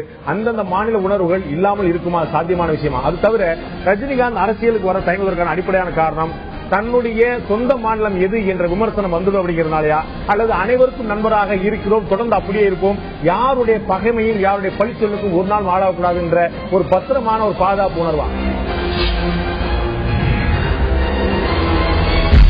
இடைவெளிக்கு முன்னால திரு பாலுவும் காயத்ரியும் சொன்ன விஷயத்தை நான் வானதிட்ட கேட்க விரும்புறேன். அவங்க சொன்னாங்க தமிழர் தான் தமிழகத்தை ஆளணும்னு சொன்னாங்க. காயத்ரி சொன்னாங்க இதெல்லாம் தேசியம் பேசாம நேஷனல் அளவுல இந்தியா அப்படிங்கிற பார்க்காம மாநிலம் பேசிட்டு இருக்கலாம் ஒரு பெட்டி அரசியல் தான் சொன்னாங்க. அந்த விவாதத்துக்கு வெளியே இருந்தாலும் உங்கள்ட்ட கேட்டு ஒரு தெளிவுபடுத்த கேட்கிறேன். தமிழ்நாட்டில் இருக்கக்கூடிய தலைவர்கள் யாராவது நம்ம கர்நாடகா பாஜகவுடைய ஆட்சிக்கு வரும்போது அங்க முதலமைச்சராக்க முடியுமா? அதுக்கான வாய்ப்பு இருக்கா? குஜராத்ல இருக்கக்கூடிய முதலமைச்சர் வேண்டாம், நம்ம எல்ஜி தான் ரொம்ப சிறப்பா சொல்றாரு, எல் கணேசன் குஜராத் முதலமைச்சர் தொடர்ந்து சொல்ல முடியுமா? தேசியம் அப்படிங்கிறது வேற, மாநில உணர்வு வேறங்கிற ஒரு தெளிவான விஷயம் இல்லையா? அதாவதுங்க, ஒரு மாநிலத்துல பிறந்து வளர்ந்து இல்ல இங்கேயே வாழ்க்கை நடத்துறவரு, இங்கேயே அரசியல் செஞ்சுட்டு இருக்கிறவரு அப்படின்னு பாக்கும்போது இந்தியர் அப்படின்னு சொல்ற விஷயங்களோட அதை முடிஞ்சிருது. நீங்க சொல்ற மாநில உணர்வுகள்னா நாம ஒருத்தரை கொண்டு போய் ஒரு பெரிய ஒரு சின்ன செடியா இருந்து வளர்ந்து ஒரு இடத்துல அதனோட இயல்பல் பூக்கிறது அப்படிங்கறது ஒண்ணு. ரெண்டாவது, இன்னொரு இடத்துல ஒரு பெரிய மரத்தை கொண்டு போய் நட்டு வைக்கிறதுங்கிறது ஒண்ணு. அந்த மாதிரிதான் இருக்கு. இப்போ மன்மோகன் சிங் அஸ்ஸாம்ல ராஜ்யசபா எம்பி ஆகலாம். திருநாவுக்கரசர் மத்திய பிரதேசத்துல எம்பி ஆகலாம். மத்திய பிரதேச முதலமைச்சர் ஆக்கிறீங்களேன். நான் கேக்குறதுங்க, நீங்க முதல்ல எப்ப ஆக்கலாம் அப்படின்னு கேட்டீங்கன்னா, அதே திருநாவுக்கரசர் அவர்கள் ஒருவேளை அங்கேயே அரசியல் செய்து அந்த மக்களுக்காகவே உழைத்துக் கொண்டிருக்கிறார், தொடர்ச்சியாக 10-20 வருஷம் இருந்தாலும் அவர் முதலமைச்சரா வரக்காங்க, எந்த பிரச்சனையுமே இல்ல. அதாவது நீங்க இந்த மாநிலத்திலேயே இருக்கக்கூடிய ஒருவர், இந்த மாநிலத்து மக்களுக்காக உழைத்துக் கொண்டிருப்பவர் அரசியல் இருக்கிறாருன்னா அதுல தமிழ், தெலுங்கு, மலையாளம் இதெல்லாம் பார்க்க வேண்டிய அவசியம். நம்ம மக்கள் அப்படிதான் இருந்துட்டு இருக்காங்க. அப்ப உங்களுடைய பார்வையில ரஜினி அரசியலுக்கு வந்தால் இந்த சர்ச்சை வருமா? இல்ல அவருக்கு அந்த முழுமையா தமிழகத்தை ஆளக்கூடிய ஒரு உரிமை அவருக்கு இருக்குன்னு சொல்லலாமா? மக்கள் ஒரு ஆதரித்தா தாராளமாங்க. நாம தமிழ்நாட்டுல மக்களுடைய ஆதரவு பெற்ற எந்த ஒரு நபரையும் நீங்க இந்த மொழி அப்படின்னு சொல்லிட்டு இது வரைக்கும் நாம இது வரைக்கும் பிரிச்சு பார்க்கல. பிரிச்சு பார்க்கறதும் சரியான கருத்து கிடையாது. ஏனென்றால் பிரிச்சு பார்க்கல, விமர்சனம் தொடர்ந்து பண்ணிட்டே வரப்பட்டது. இந்த விமர்சனங்கள் ஒவ்வொருத்தரும் முன்வைக்கிறாங்க. ஆனா பாரதிய ஜனதா கட்சி மாதிரி ஒரு தேசிய கட்சி, தேசியத்தில் நம்பிக்கை இருக்கக்கூடிய கட்சி நிச்சயமாக இந்த விஷயத்தை பத்தி பேசாது. நான் திரு மனுஷபுத்திரன் கேட்க விரும்புறேன். நம்ம இடைவெளிக்கு முன்னாடி கேட்ட விஷயம் தான், சோனியா காந்தி அவர்களை ஒரு நிமிஷம். இந்த தயக்கம் திரு ரஜினிக்கு வந்து இருக்குதா? அதாவது நாம இன்னைக்கு எல்லாருக்கும் நல்லவரா இருக்கும், எல்லா அரசியல் கட்சிகள் தலைவருக்கும் நல்லவரா இருக்கும், எல்லா மக்களுக்கும் ஒரு தமிழரா தெலுங்கரா கன்னடா குழந்தையா பெரியவங்க எல்லாருக்கும் நல்லவரா இருக்கிறோம். ஆனா நாம ஒரு அரசியலுக்கு வந்தா நிச்சயமா எம்ஜிஆர் தமிழ் முதலமைச்சர் ஜெயலலிதாவை ஒவ்வொருத்தரையும் இவங்க ஒவ்வொரு அந்த மாநிலம் இந்த மாநிலம் சொல்லி விமர்சனம் பண்றது போல நம்மளே இந்த மாதிரி நீ கன்னடம் சொல்லி விமர்சனம் பண்ணிடுவாங்க. இதுவரைக்கும் இந்த நல்ல பேர் நம்ம தக்க வைக்காம ஏன் இந்த விமர்சனத்துக்கு ஆட்போம் அப்படிங்கிற ஒரு தயக்கம் அவருக்கு இருக்கா? இல்ல, அதுக்கு முன்னாடி ஒரு விஷயம் நான் சொல்லணும்னு நினைக்கிறேன். என்னன்னா, ரஜினி தமிழ்நாட்டில் தான் ஒரு சூப்பர் ஸ்டாரா பாத்தீங்கன்னா மாறினார். தமிழ்நாட்டினுடைய ஒரு ஐக்கான்ல ஒருத்தரா அவர் இருக்காரு. அவர் இன்னும் தமிழ்நாட்டோட தன்னுடைய பிணைப்புகளை வெளிப்படுத்துறதுக்கு வேற என்ன செய்யணும்னு எனக்கு முதல்ல தெரியல. அது ஒரு முதல் பாயிண்ட். அப்ப என்னன்னா, ஒரு பிறப்பால ஒருத்தர் எந்த மொழியை சேர்ந்தவர் அப்படின்னா, இன்னைக்கு தமிழ்நாட்டில் சொல்ல முடியல, தமிழை வைத்து அரசியல் செய்யக்கூடிய பல தலைவர்களை தமிழ்நாட்டை விட்டு வெளியேற்ற வேண்டியிருக்கும். நீங்கள் வைகோவில் இருந்து ஆரம்பித்து அவர்களுடைய தாய்மொழி என்று எடுத்து பார்த்தால் அது தமிழ் அல்ல. இப்படி பல பேர் இன்றைக்கு தமிழுக்காக போராடி கொண்டிருக்கக்கூடிய பலரும் கூட வேறு பிறமொழியை தாய்மொழியாக கொண்டவர்கள் தமிழ்நாட்டோடு தன்னை ஐக்கியப்படுத்திக் கொண்டு தமிழ்நாட்டின் ஒரு பகுதியாகத்தான் இருந்திருக்கிறார்கள். முதல்ல அந்த வாதம் தவறானது. இரண்டாவது, அதாவது ஒருத்தர் இங்க அப்படி தமிழர் அல்லாதவர் இங்க முதல்வர் ஆகக்கூடாதுன்னு சொல்றது இந்தியன் கான்ஸ்டிடியூஷனுக்கு எதிரானது. அது நம்ம தேர்தல் சட்டத்திலேயோ அரசியல் சட்டத்திலேயோ அப்படி எதுவுமே கிடையாது. பொருந்துதான் சொல்லி முடிச்சாரு. அப்புறம் நீங்க பேசுங்க, அப்புறம் பேசுங்க, சொல்லி முடிச்சாலும் பேசுங்க. என்ன அது ஒரு விஷயம். இன்னொன்னு, நடிகர் பாத்தீங்கன்னா வரவே கூடாது என்று சொல்வது உண்மை என்றால் தமிழ்நாட்டில் ஜாதி தலைவர்கள் அரசியலுக்கு வரக்கூடாது, அதே போல வியாபாரிகள் அரசியலுக்கு வரக்கூடாது, கார்பரேட் முதலாளிகள் வரக்கூடாது, சாராய வியாபாரம் செய்பவர்கள் வரக்கூடாது. இப்படி எனக்கு 50 வரக்கூடாத விஷயங்கள் இருக்கிறது. இது எல்லாவற்றையுமே நான் முன்வைக்க தயாரா? சொல்லுங்க பார்க்கலாம். சாராய வியாபாரம் ஒன்னாக்கிறீங்க? இல்ல, அப்படி நான் என்ன சொல்றேன்னா, அப்படி நடிகரை ஏன் நீங்க குறை சொல்றீங்க? அவர் ஒரு தொழிலை செய்கிறார், ஒரு கலையை செய்கிறார். இப்ப என்னன்னா, தமிழ்நாட்டில் யார் தங்களுக்கென ஒரு மக்கள் கூட்டத்தை உருவாக்குகிறார்களோ அதை வாக்குகளாக மாற்ற முடியுமா முடியாதா என்பதைத்தான் எல்லாவித அடிப்படையில் எல்லாருமே செய்து கொண்டிருக்கிறார்கள். அது சாதியாக இருக்கலாம், மதமாக இருக்கலாம், அல்லது வேறு விதமான அடையாளங்களாக இருக்கலாம். அப்படி இருக்கும்போது ஒரு மக்கள் கூட்டத்தை கையில் வைத்திருக்கக்கூடிய ஒருவர் அரசியலுக்கு வரலாமா வரக்கூடாதா என்கிற பேச்சு என்பது இயற்கையான பேச்சு. சொல்லி முடிக்கிறேன், ரொம்ப நேரம் பேசுறாங்க எல்லாருமே. அதனால இந்த வாதங்கள் எல்லாமே அடிப்படையில், அப்புறம் காயத்ரி பேசல சொன்னாங்க, அவருக்கு ஒரு பெரிய யாருக்கும் இல்லாத ஒரு கரிஸ்மா இருக்குன்னு சொன்னாங்க. சிவாஜி கணேசனுக்கு எம்ஜிஆர் எடுத்து ஒரு பெரிய கரிஸ்மா இப்ப இருக்கலையா? அரசியல் ஒரு சிறு வெற்றியை கூட அவரால் ஏன் சாதிக்க முடியல? நீங்க அவர் மக்கள் செல்வாக்கு இல்லாத ஒருத்தர் சொல்ல முடியுமா? அப்ப ரஜினிக்கு இருக்கக்கூடிய ஒண்ணு ஏன் அதே அளவுக்கு கமல்ஹாசனுக்கு இன்னைக்கு அந்த பொலிட்டிக்கலான ஒரு ஆம்பியன்ஸ் அவர் சுற்றி உருவாகம் இருக்குது? அப்படி என்றால் ஒரு பொது அபிப்பிராயத்தில் அவர்கள் சொல்லக்கூடிய சில ஸ்டேட்மெண்ட் இதெல்லாம் வச்சுதான் மக்கள் சில அபிப்பிராயங்கள் உருவாக்கப்படுது. இன்னொன்னு, அரசியலுக்கு வர்றதுன்னா ஒரு பொது பிரச்சனையில் ஒருத்தர் அபிப்பிராயம் சொன்னாலே அவர் அரசியல் இருக்கிறார் என்றுதான் அர்த்தம். உதாரணமாக, இந்த ஆட்சி எனக்கு பிடிக்கலன்னு சொல்றான்னு வைங்க, அது ஒரு அரசியல் ரீதியான நிலைப்பாடு. எவ்வளவு நடிகர்கள் இன்னைக்கு நான் கமிட்டலா இருக்காங்க, நாட்டுல எது நடந்தாலுமே வாய்ப்புகளை திறக்க மாட்டாங்க. ஆனா எல்லா சந்தர்ப்பத்திலும் இல்லாட்டும் கூட சில சந்தர்ப்பங்களையாவது தன்னுடைய அபிப்பிராயங்களை ரஜினி வெளிப்படையாக சொல்லி இருக்கிறார். அந்த விதத்தில் அவர் ஏதோ ஒரு விதத்தில் சமூகத்தோடு தன்னை ரிலேட் பண்ணிக்கிறார். திரு பாலுட்ட கேட்க விரும்புறேன். நீங்க சொன்னீங்க ஒரு தமிழர் தான் இந்த நாட்டோடைய தமிழகத்துடைய முதலமைச்சராக இருக்க முடியும், தமிழ்நாட்டில் அரசியல் பண்ண முடியும், மற்றவங்களும் அங்கதான் பண்ணலாம் சொல்லிட்டு. என்னுடைய சந்தேகம், நீங்கள் கூட்டணியில் இருந்த திரு டாக்டர் அன்புமணி ராமதாஸ் அமைச்சரில் இருந்த திருமதி சோனியா காந்தியை நீங்கள் இந்தியராக பார்க்கிறீர்களா, இத்தாலியராக பார்க்கிறீர்களா?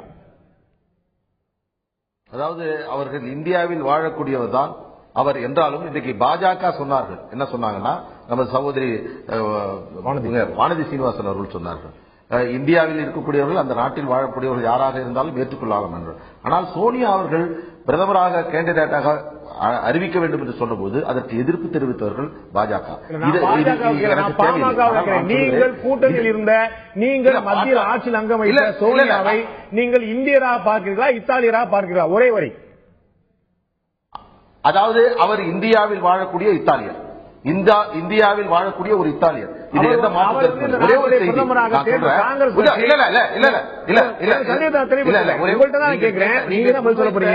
காங்கிரஸ் கட்சியுடைய பாராளுமன்ற குழு சோனியா காந்தியை தங்களுடைய கட்சியுடைய பாராளுமன்ற குழு தலைவராக தேர்ந்தெடுத்திருந்தால் அவர் பிரதமராக இருக்கிறதை யாராலும் தடுத்திருக்க முடியாது. நீங்கள் அதை ஏற்றுக்கொண்டிருப்பீர்களா, மறுத்திருப்பீர்களா? அதாவது அந்த நேரத்தில் அது பற்றிய விவாதம் வந்திருந்தால் எங்கள் கட்சி ஒரு நல்ல விவாதித்து அந்த முடிவை எடுத்திருக்கும். என்ன பொறுத்தவரையில் நான் ஒரே ஒரு செய்தி சொல்றேன். தமிழக முதலமைச்சராக ரஜினி வரக்கூடிய வாய்ப்பு இருந்தால் அவர் கட்சி ஆரம்பித்து எம்எல்ஏக்கள் அவரை தலைவராக தேர்ந்தெடுத்து அவர் முதலமைச்சர் அப்ப நீ சொல்லாம இப்பயே நீங்க சொல்றீங்க இந்த விவாதம் ஒரு அரசியல் ஆரம்பிக்கட்டும், அவர் கட்சி ஆரம்பிக்கட்டும், அப்ப நான் சொல்லிருக்கலாமே. திரு பாண்டே அவர்களே ஒரே ஒரு நிமிடம் ஒரே ஒரு நிமிடம். தொடர்ந்து அடுக்கடுக்காக கேள்விகளை கேட்டுவிட்டு நான் சிறப்பாக கேள்வி கேட்டேன் என்று மட்டும் இந்த நிகழ்ச்சி இருந்துவிடக் கூடாது. நீங்கள் கேட்ட தமிழ்நாட்டை பொறுத்து இல்ல தயவு செய்து மன்னிக்கிறோம். நீங்க சொன்னதுக்கு ஒரே ஒரு பதில சொல்லிதான் அப்புறம் நீங்க பேசுங்க. தமிழ்நாட்டை பொறுத்தவரையில் முடியாது கூடாது என்பதல்ல, எங்களை தமிழர்களை ஒரு தமிழன் தான் ஆள வேண்டும் என்று நான் விரும்புவதில் என்ன தவறு இருக்கிறது? என்னுடைய கேள்வி, இந்த மண்ணை, இந்த மக்களை அந்த மக்கள் தான் ஆள வேண்டும், என்னை ஒரு தமிழன் தான் ஆள வேண்டும் என்று நான் விரும்புவதில் என்ன தவறு? நீங்க என்ன விரும்பலாம், மாற்றுக்கருத்துல. என்னுடைய கேள்வி, சோனியா இந்தியரா இத்தாலியரா கேட்டா உங்கள்ட்ட நேரடியான பதில் இல்ல. அதே போல அன்புமணி ராமதாஸ் என்ன சமூக சேவை செய்திருந்தார் என்றால் உங்களுடைய கட்சியினர் விரும்பினான்னு சொல்றீங்க. அதே போல ரஜினிகாந்த் ஒரு கட்சி ஆரம்பிச்சு மக்கள் அவரை தேர்ந்தெடுத்தார், அவர் முதலாளர் என்ன தவறு இருக்கு? உலக விருதுகளை பெற்றவர் அன்புமணி ராமதாஸ் அவர்கள். அன்றைக்கு 10 அமைச்சர்கள் தமிழகத்தில் இருந்த போது அமைச்சராவதற்கு முன்னால் எம்பியாக்கப்படும் போது அவர் செய்த சேவைகள் என்ன? எனவே அவருடைய செயல்பாடை பொறுத்தவரையில் எந்த விதத்திலும் குளறுபடிகள் இல்லை. அவர் ஒரு சிறந்த அமைச்சராக 108 ஆம்புலன்ஸை கொண்டு வந்தார். நீங்க சொல்றது அமைச்சரான பிறகு நான் கேட்கிறது ராஜ்யசபா உறுப்பினராக நியமிக்கப்பட்ட போது கொண்டு வந்தார். பல்வேறு பல்வேறு முன்னேற்றங்களை இந்த மண்ணில் கொண்டு வந்து ஒரு சிறந்த டாக்டர் காயத்ரி கேட்க விரும்புறேன். ரஜினிக்கு வந்து இயல்பா எல்லாரும் தெரிஞ்ச விஷயம், உடனடியாக அவர் வந்து இமாலயம் போயிடுவார், இமாச்சல பிரதேசம் போயிடுவார், இமயமலைக்கு போயிடுவார் அப்படிங்கறத நம்ம எல்லாருமே பாக்குறோம்.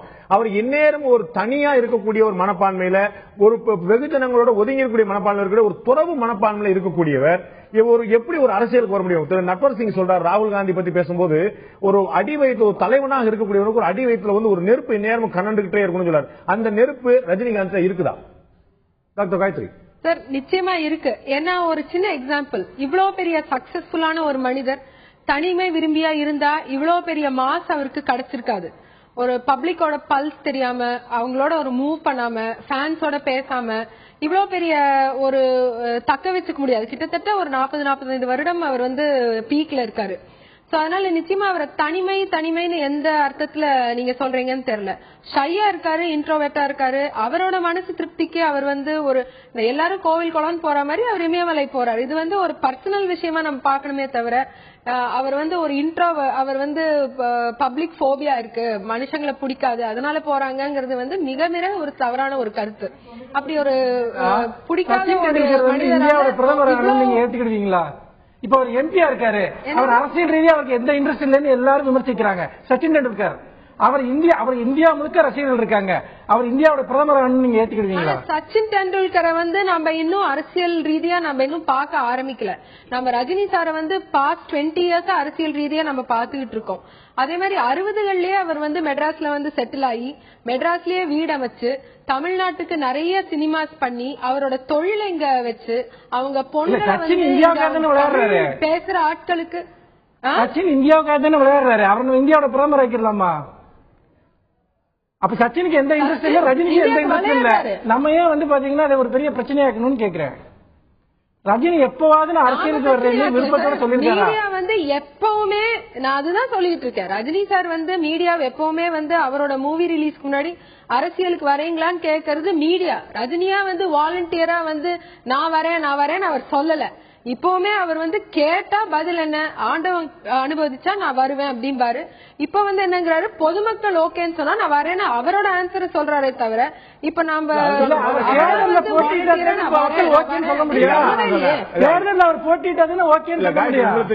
கடவுள் என்ன சொல்றாருங்கிறத நீங்க பூ போட்டு பாக்கலாம், நிமித்தம் பாக்கலாம், நாடி பிடிச்சு பாக்கலாம், ஜோசியம் பாக்கலாம். கடவுள் என்ன சொல்றாங்க நீங்க புரிஞ்சுக்கலாம். மக்கள் என்ன சொல்றாங்க, மக்கள் நீங்க ஒரு பொது வாக்கெடுப்பு நடத்த போறீங்களா இல்ல ரஜினி அரசு? அதுக்காக தானே இந்த விவாதம், மக்களுடைய பார்வை என்னவா இருக்குங்கிறதுக்காக தானே. இல்ல சார், கடவுள் சொல்றாருன்னா நேர வானத்தை கிழிச்சிட்டு வந்து சாமி வந்து இன்னைக்கு போ நாளைக்கு போன்னு சொல்றது கிடையாது. கடவுள் சொல்றதுன்னா நம்ம உள்ளுக்குள்ள ஒரு இன்ட்யூஷன் ஒண்ணு இருக்கும், அது என்ன சொல்லுதோ அதுதான் அப்படிங்கறத நம்ம எடுத்துக்கணும். அதுக்கு லிட்டரலா நம்ம வந்து கடவுளே வந்து நேர்ல வந்து ரஜினி நீங்க நாளைக்கு அரசியல் போன்னு சொல்ற மாதிரி நம்ம எடுத்துக்கவே முடியாது. மக்கள் சொல்றாங்களா இல்லையா? அப்போ மத்தவங்கன்னா என்ன மாதிரி ஆட்கள் அவர் வரணுங்கிறது நிச்சயமா நாங்க definitely we would want somebody like him to come. ஒரு நல்ல மனிதர் அரசியலுக்கு வருது. அவர் என்ன காரணம் சொல்றாரு உங்கள்ட்ட? ஏன் தயங்குறார்? நமக்கு என்ன தயக்கமா இல்லனா அவர் அவரோட ஃபீல்ட்ல இருக்கோம் let us come அப்படிங்கிற ஒரு டிசைட் பண்றதுக்கு கொஞ்சம் டைம் எடுத்துக்கிறாருங்கிற மாதிரி தான் நம்ம எடுத்துக்க முடியுமே தவிர இத தயக்கம் நம்ம எப்படி சொல்ல முடியும்னு எனக்கு தெரியல. 20 வருஷம் அப்படிங்கிற தயக்கமே இல்லை அப்படின்னு சொல்லி நான் புரிஞ்சுக்கிறேன் உங்களுடைய கருத்தை. நான் சுருக்கமான கருத்தை கேட்க அதாவது விஜயகாந்த் வந்த பிறகு இந்த இடம் ஒரு வெற்றிடம் நிரம்பிவிட்டு நினைக்க முடியுமா? அதாவது ரசிகர் மன்றத்தை முழுமையான கட்டமைப்போட திரு மனுஷபுத்திரன் சொன்னபோது ரசிகர் மன்றமா இருந்த போதே உள்ளாட்சி தேர்தலில் போட்டிட்டு ஒரு ரசிகர் மன்றத்திலே வக்கீல்கள் வச்சிருந்து அந்த மாதிரி ஒரு முழுமையான கட்டமைப்பை கொண்டு வந்துட்டு இன்னைக்கு அரசியலுக்கு மாறிட்டார் விஜயகாந்த். அப்படி எந்த அரசியல் ரீதியான கட்டமைப்பும் ரசிகர் மன்றத்துக்கு ரஜினி வைக்கல. ஆனா அந்த வெற்றிடம் விஜயகாந்த் வந்த பிறகு நிரம்பிருச்சு. இனிமே அந்த வேக்கம் இல்லைன்னு நினைக்கிறீங்களா? இல்ல, அது எல்லாமே அந்த சூழ்நிலை பொறுத்ததுதான். நீங்க ஒரு தேவை ஏற்பட்டால் அது என்ன மாதிரி இருக்கும் அப்படிங்கறது தெரியாது. ஏனென்று கேட்டால் நீங்க அமைப்பு ரீதியாக மிகப்பெரிய அரசியல் கட்சிகளுக்கு ஒரு சவால் விடுக்கக்கூடிய வகையில் தான் திரு விஜயகாந்த் அவர்கள் கட்சி ஆரம்பித்த போது அவர் வாங்கின ஓட் ஷேர் இருந்தது. நிறைய இடங்கள்ல ரொம்ப அமைப்பு ரீதியா திமுக அல்லது அதிமுக இந்த இரண்டு கட்சிகள் மாதிரி பலம் இல்லாமல் இருக்கிற இடங்கள்ல கூட அவருக்கு கிடைத்த வாக்குகள் அப்படிங்கிறது ஒரு மூன்றாவது ஒரு சக்தி தமிழகத்தில் வேண்டும் அப்படிங்கறதுனால அவர் அவ்வளவு அதிகமான ஒரு சதவீத வாக்குகளை பெற்றார். அதனால நீங்க அடிப்படை ரீதியா கட்டமைப்பு ரீதியா வளருதுங்கிறது ஒரு வகை, அது ஒரு ரொம்ப சஸ்டைனபிளா இருந்து அப்படியே அந்த குரோத்தை கொண்டு போறதுங்கிறது ஒண்ணு. சில நேரங்கள்ல கெமிஸ்ட்ரி ஒர்க் அவுட் ஆகும், அது நிறைய வாக்குகள் இருக்கும், ஆனா அது அப்படியே கன்சாலிடேட் பண்ணி நம்ம வளருதுங்கிறது இன்னொரு வகை. அந்த கெமிஸ்ட்ரி தான் பாஜக எதிர்பார்த்துட்டே இருக்குது போல. நம்முடைய விவாதம் இவ்வாறு இருக்க மக்களுடைய பார்வை என்னவா இருக்கிறது? மக்கள் விரும்பினால் அரசியலுக்கு வர தயாரா இருக்கிறேன் என்று ரஜினி சொல்லியிருக்கார். மக்களுடைய பார்வை என்ன? தமிழக அரசியல் ரஜினியுடைய தேவை கட்டாயமா இருக்கிறதா? மக்களுடைய பார்வை என்ன? இப்போது பார்க்கலாம்.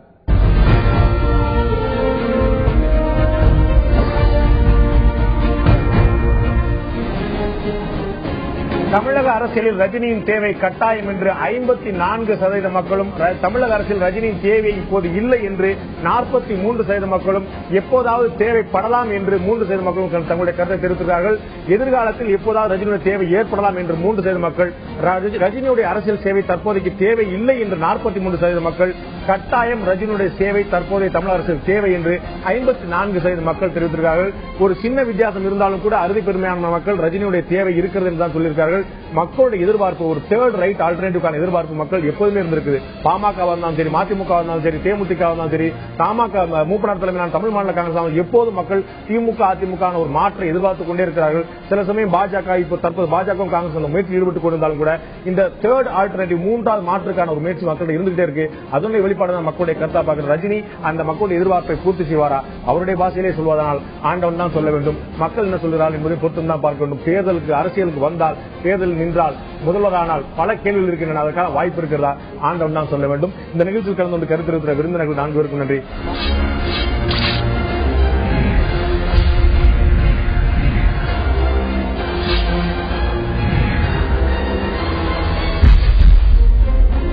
ஆயுத எழுத்து நீட்சிக்கும் உங்கள் அனைவரும் அன்போடு வரவேற்கிற நண்பர்களே, உச்சநீதிமன்றத்தின் 5 நீதிபதிகள் கொண்ட அமர்வு ஒரு முக்கியமான தீர்ப்பை அளித்திருக்கிறது. குற்ற பின்னணி கொண்ட அமைச்சர்கள் நீடிக்கலாமா வேண்டாமா என்பதை அந்தந்த மாநில முதல்வர்களும் இந்த நாட்டுடைய பிரதமரும் தான் முடிவு செய்ய வேண்டும். இதில் நீதிமன்றம் தலையிட விரும்பவில்லை என்று சொல்லியிருக்கிறது. நீதிமன்றம் தலையிட விரும்பவில்லை என்று கூறிவிட்டாலும் கூட நீதிமன்றம் இப்படி ஒதுங்கிக் கொள்ள முடியுமா என்ற பிரதானமான கேள்வி வந்திருக்கிறது. உச்சநீதிமன்றம் பல விஷயங்கள்ல, நாடு சம்பந்தமான அரசியல் சம்பந்தமான பல விஷயங்கள்ல, அரசு சம்பந்தமான பல விஷயங்கள்ல உத்தரவுகள் பிறப்பித்திருக்கிறது. ஜுடிஷியல் ஆக்டிவிசமா இருக்குது அப்படின்னு சொல்லி விமர்சன பார்வை எழுதுற அளவுக்கு நீதிமன்றம் ஒவ்வொரு முக்கியமான விஷயங்களும் தன்னுடைய பங்களிப்பை செய்து கொண்டே இருந்திருக்கிறது. இப்போது இந்த விஷயத்தில் நீதிமன்றம் ஒதுங்கி கொண்டது சரியா? இதுபோன்ற குற்ற பின்னணி கொண்ட அமைச்சர்களை ஏன் அமைச்சரவையில் சேர்க்கிறார்கள் முதல்வர்களும் பிரதமரும்? இந்த நாட்டுடைய பிரதமராக பொறுப்பேற்ற நரேந்திர மோடி அவர்கள் பொறுப்பேற்றுவதற்கு முன்னாலும் சரி, தேர்தல் பிரச்சாரம் செய்த போதும் சரி, பொறுப்பேற்ற பிறகும் சரி, அவர் உறுதியாக சொன்ன விஷயம், என்னுடைய அமைச்சரவையில் குற்ற பின்னணி கொண்ட யாருமே இருக்க மாட்டார்கள்.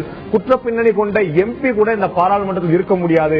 வழக்குகளை மிக விரைவாக நடத்துவோம். நாங்கள் ஒரு ஃபாஸ்ட் ட்ராக் கோர்ட் விரைவு நீதிமன்றம் அமைக்க நாங்கள் உச்சநீதிமன்றம் கோரும் என்று பல்வேறு விஷயங்கள் சொன்னார். அப்படித்தான் இருக்கிறதா? பாஜகவுடைய தேசிய ஜனநாயக கூட்டணி அமைச்சர் அப்படித்தான் இருக்கிறதா? இந்த குற்ற பின்னணி கொண்ட அமைச்சர்களை நீக்குவது யார் கையில் இருக்கிறது? மக்கள் கையிலா, நீதிமன்றம் கையிலா, அரசு கையிலா? இதை பற்றி தான் ஆயுதத்தை நீட்சி விவாதிக்க இருக்கிறோம். இந்த நிகழ்ச்சி நம்முடைய பாஜக சேர்ந்த முக்கிய பிரமுகர் திரு ஆதவன் அவர்கள் முடிந்திருக்கார். உங்களுடைய நிகழ்ச்சிக்கு வரவேற்கிறேன். நான் உங்கள்கிட்ட கேட்க விரும்புறது நம்ம ஒரு அறிமுகத்தில் நம்ம ஏற்கனவே சொன்னது போல, பாரத பிரதமர் அவர்கள் பதவியேற்பதற்கு முன்னும் சரி பதவியேற்ற பிறகும் சரி சொன்ன விஷயம், என்னுடைய அமைச்சரவையில குற்ற பின்னணி கொண்ட யாருமே இருக்க முடியாது. அமைச்சரவையில் மட்டுமல்ல, பாராளுமன்றத்திலேயே குற்றணி பின்னணி கொண்ட எந்த எம்பிகளும் இருக்க முடியாது. அந்த அளவுக்கு சுத்தப்படுத்துவேன். இந்த மாதிரி அரசியலை தூய்மைப்படுத்தும் காரியம்லாம் ஆகாத காரியம் என்று பலர் நினைக்கலாம். நான் அதற்கு தான் வந்திருக்கிறேன் என்று கிட்டத்தட்ட ஒரு அவதார புருஷர் கூட சொன்னேன். அப்படி நடந்திருக்குதா? நிச்சயமா எங்களது மரியாதைக்குரிய பிரதமர் நரேந்திர மோடியை பொறுத்தவரையிலே ஒரு ஜீரோ டாலரன்ஸ் என்று சொல்லப்படுகின்ற அளவிற்கு குற்றப்பின்னணியை பொறுத்தவரையிலே ஒரு 1% இருந்தாலும் கூட ஏற்றுக்கொள்வதற்கு தயாராக இல்லாத ஒரு தலைமை கொண்ட ஒரு அரசாங்கமாக தான் எங்களது அரசாங்கம் இருந்து கொண்டிருக்கின்றது. நீங்க அப்படி ஒரு ஜீரோ டாலரன்ஸ் கொண்ட ஒரு அமைச்சரவை தான் இருக்குது, அரசாங்கம் இருக்குன்னு சொல்றீங்க. இப்ப இருக்கக்கூடிய நரேந்திர மோடி தலைமையிலான தேசிய ஜனநாயக கூட்டணி அமைச்சரவையில 13 மந்திரிகள் மீது, அதாவது 30% மந்திரிகள் மீது கிரிமினல் கேசஸ் இருக்குது. அதுல 8 மந்திரிகள் மீது, அதாவது 18% மந்திரிகள் மீது, நான் சொல்றது எம்பிக்கள் மீது, மந்திரிகள் மீது சீரியஸ் கிரிமினல் குற்றங்கள், அதாவது ஆள் கடத்தல், இது போன்ற மிக கிரிமினல் ஒரு கொலை முயற்சி, இது போன்ற விஷயங்கள். நான் சொல்றது ஒரு ஆவேசமா பேசுறது, பொதுக்கூட்டத்தில் உரையாற்றுறது, பொதுமக்களை தூண்டி விடுவதோ பேசுறது அப்படிங்கிறலாம் உங்க கட்சி எம்பிக்கள் எம்எல்ஏக்கள் எல்லாருமே இருக்கும். நான் சொல்றது சீரியஸ் கிரைம் 8 மந்திரிகள் மேல 18% மந்திரிகள் மேல இருக்குது. இது எப்படி இல்லன்னு சொல்ல போறீங்க? இல்ல, நீங்க சொல்ற மாதிரி இந்த 13 அமைச்சர்கள் மேல குற்ற வழக்கு இருக்கு, நான் மறுக்கிறதுக்கு இல்ல. ஆனா அரசியல்ல பாத்தீங்கன்னா 2 வகையான இல்ல, அதான் சொல்ல வரேன். 2 வகையான குற்றச்சாட்டுகள் இருக்க முடியும். ஒன்னு பாத்தீங்கன்னா நீங்க சொன்ன மாதிரி சீரியஸ் குற்றச்சாட்டுகள், உண்மையாக குற்றம் புரிந்தவர்கள், அப்படி ஒரு வழக்கு இருக்க முடியும். உதாரணத்துக்கு சொல்ல போனா நீங்க லல்லு பிரசாத் யாதவ் ஆகட்டும், இவங்க குற்றம் நிரூபிக்கப்பட்டிருக்கிறது. குற்றம் இது போன்ற வழக்கு, இது வேற. இது ஆராசாமி குற்றம் நிரூபிக்கப்பட்டிருக்கா சார்? அது கிட்டத்தட்ட ஆல்மோஸ்ட் உள்ளங்கை புண்ணுக்கு பூதகண தேவைன்ற மாதிரி வெட்ட வெளிச்சமா தெரிஞ்ச விஷயம். சிஏஜி ரிப்போர்ட்ல மிக தெளிவாக 1,76,000 கோடி அரசுக்கு இழப்பு ஏற்பட்டு சொன்னாங்க. ராஜா லஞ்சமானா சொல்லிருக்காங்களா? இழப்பு எப்படி ஏற்பட்டிருக்க முடியும்? எங்கேயோ உங்களுடைய யூகம் அனுசரணைகள் இருக்கிறது காரணம் தான். எங்கேயோ ஒரு இடம் எது, அது யார் தீர்மானிக்க? அதுதான் அந்த வழக்கிலே பாத்தீங்கன்னா நீங்க பல இதுல அந்த அனுமதி கொடுத்ததெல்லாம் பாத்தீங்கன்னா டெண்டர் முறையில போகாம இவங்க டெண்டர் ஷார்ட்கட் ரூட்ல பண்ணி பைபாஸ் பண்ணப்பட்டு வழக்கு நடந்துட்டு இருக்கா? முடிஞ்சிருச்சா? நடந்துட்டு இருக்கு. அப்புறம் நீங்க எப்படி தீர்ப்பு சொல்ல முடியும்? தீர்ப்பு சொல்லி சார், சீரியஸான குற்றச்சாட்டுகள் சொல்றேன். மிகப்பெரிய இழப்புகளை ஏற்படுத்திய சீரியஸான சொல்றேன். மக்கள் சாதாரண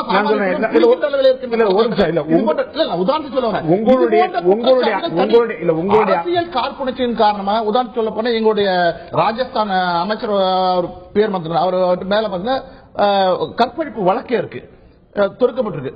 அது என்னாச்சு கேட்டீங்கன்னா, அதுல முதல்ல அந்த பெண் லோக்கல்ல இருக்கிற போலீஸ் ஸ்டேஷன்ல கம்ப்ளைண்ட் கொடுத்து அது நிராகரிக்கப்பட்டு விசாரிச்சு தள்ளுபடி செஞ்சுட்டாங்க. எந்த அரசாங்கம்? பாரதிய ஜனதா அரசாங்கம் இல்ல, அன்று ஆட்சியில இருந்த காங்கிரஸ் அரசாங்கம் தள்ளுபடி பண்ணிச்சு. அந்த காவல்துறை தள்ளுபடி பண்ணிச்சு. அதுக்கப்புறம் லோக்கல் கோர்ட்ல போய்க்கிறாங்க, அங்கேயும் தள்ளுபடி பண்ணிட்டாங்க. அப்புறம் ஹைகோர்ட்லயும் போய்க்கிறாங்க, அங்கேயும் தள்ளுபடி ஆயிருக்கு. இது மாதிரி ஒரு பொய்யான குற்றச்சாட்டுகள் தான் இருக்க முடியுமே தவிர, பொய்யான குற்றச்சாட்டு சொல்றதுக்கு அரசியல் பொய்யான குற்றச்சாட்டு சொல்றதுக்கு ஆதவன் யார்?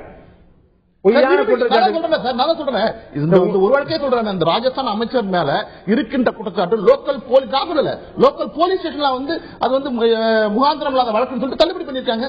லோக்கல் கோர்ட்ல தள்ளுபடி பண்ணிருக்காங்க. உங்களுடைய அமைச்சரவையில் இருக்கக்கூடிய உமாபாரை மீது கொலை முயற்சி வழக்கு இருக்கு.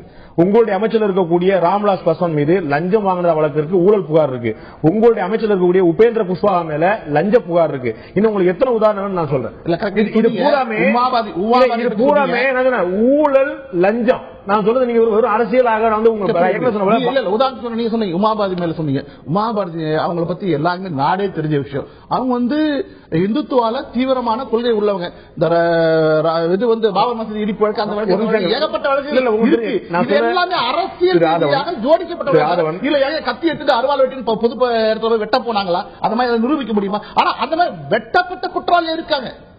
லல்லு பிரசாத் யாதவ் அவங்க கட்சியில் இருந்த ஒரு அமைச்சர் படு பயங்கரமான கொலை குற்றச்சாட்டுகள். ராம்விலாஸ் பாஸ்வான் பத்தி பேச மாட்டீங்க? இல்ல, அதுதான் சொல்லுவாங்க. எல்லாமே அரசியல் ராம்விலாஸ் பாஸ்வான் மீது அரசியல் ரீதியான நிரூபிக்கப்பட்ட வழக்கு நடந்திருந்தாங்க. நிரூபிக்கப்பட்டால் நிச்சயமா சொன்னா அடுத்த நிமிஷமே நிச்சயமா அமைச்சர் இருக்கவே முடியாது. உங்களுக்கு சொல்ல முடியல.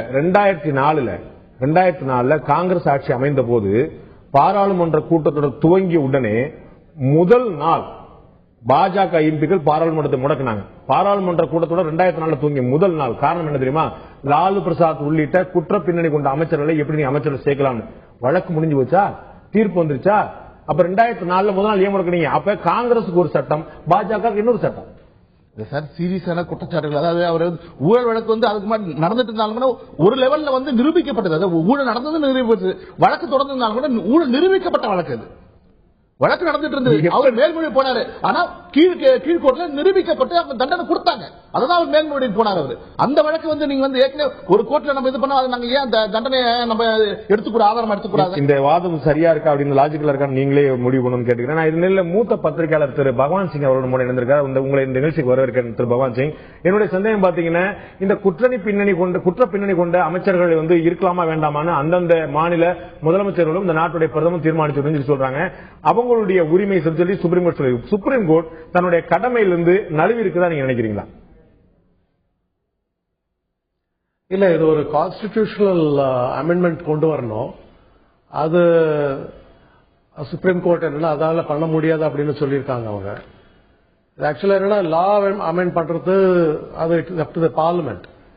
இதுல சுப்ரீம் கோர்ட் எப்படி தலையிடணும்னு தெரியல. என்னன்னா ஒரு அட்வைசரி நேச்சரா தான் சொல்ல முடியும் இந்த மாதிரி ஒரு விஷயத்த. இத to completely change the law, the election law. இப்ப கோபாலசாமி கூட இது இன்னைக்கு பிடிஐல நான் பார்த்திருக்கேன் வரதுக்கு முன்னாடி. அவர் அதை தான் சொல்லியிருக்காரு. இது சுப்ரீம் கோர்ட்டால கட்டளை இட முடியாது.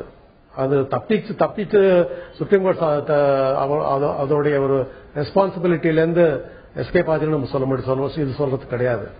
சுப்ரீம் கோர்ட் என்ன சொல்லியிருக்காங்க, அட்வைசரி இதுல பிரைம் மினிஸ்டர் நேஷனை பொறுத்த வரைக்கும், நாட்டை பொறுத்த வரைக்கும், ஒரு மாநிலத்தை பொறுத்த வரைக்கும் சீஃப் மினிஸ்டர் தான் அதுக்கு ஒரு ரெஸ்பான்சிபிளா, ஒரு மாரல் ரெஸ்பான்சிபிலிட்டி.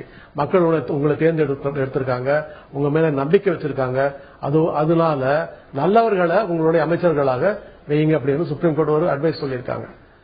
இதுல இன்னும் கொஞ்சம் கீழே இறங்கி வந்தீங்கன்னா மக்களுக்கு ஒரு விழிப்புணர்வு வேணும். நம்மளுடைய கேண்டிடேட் நல்லவங்களா இல்லையா, இவங்க மேல குற்றச்சாட்டு இருக்கா இல்லையா. இப்போ நம்ம பாரதிய ஜனதா கட்சி தோழர் சொன்ன மாதிரி ராஜா மேல இப்ப நிரூபிக்கப்படலைன்னாலும் கூட நிரூபிக்கப்பட்டது. பிஜேபி அமைச்சர்கள் மேல நிரூபணம் ஆகல, அதனால பரவாயில்ல. இது போல அரசியல் ஆட்கள் இப்படிதான் பேசுவாங்க. ஏன்னா அவங்களுக்கு வேற வழி கிடையாது. மக்கள் இதை பத்தி சிந்திக்கணும். நமக்கு இப்போ இந்தியன் டெமோக்ரஸி 66 வருஷம் முடிஞ்சிடுச்சு, 67 வருஷம் முடிஞ்சிடுச்சு. இருந்தாலும் நம்ம இப்படியே இந்த ஒரு almost like we are living like barbarians.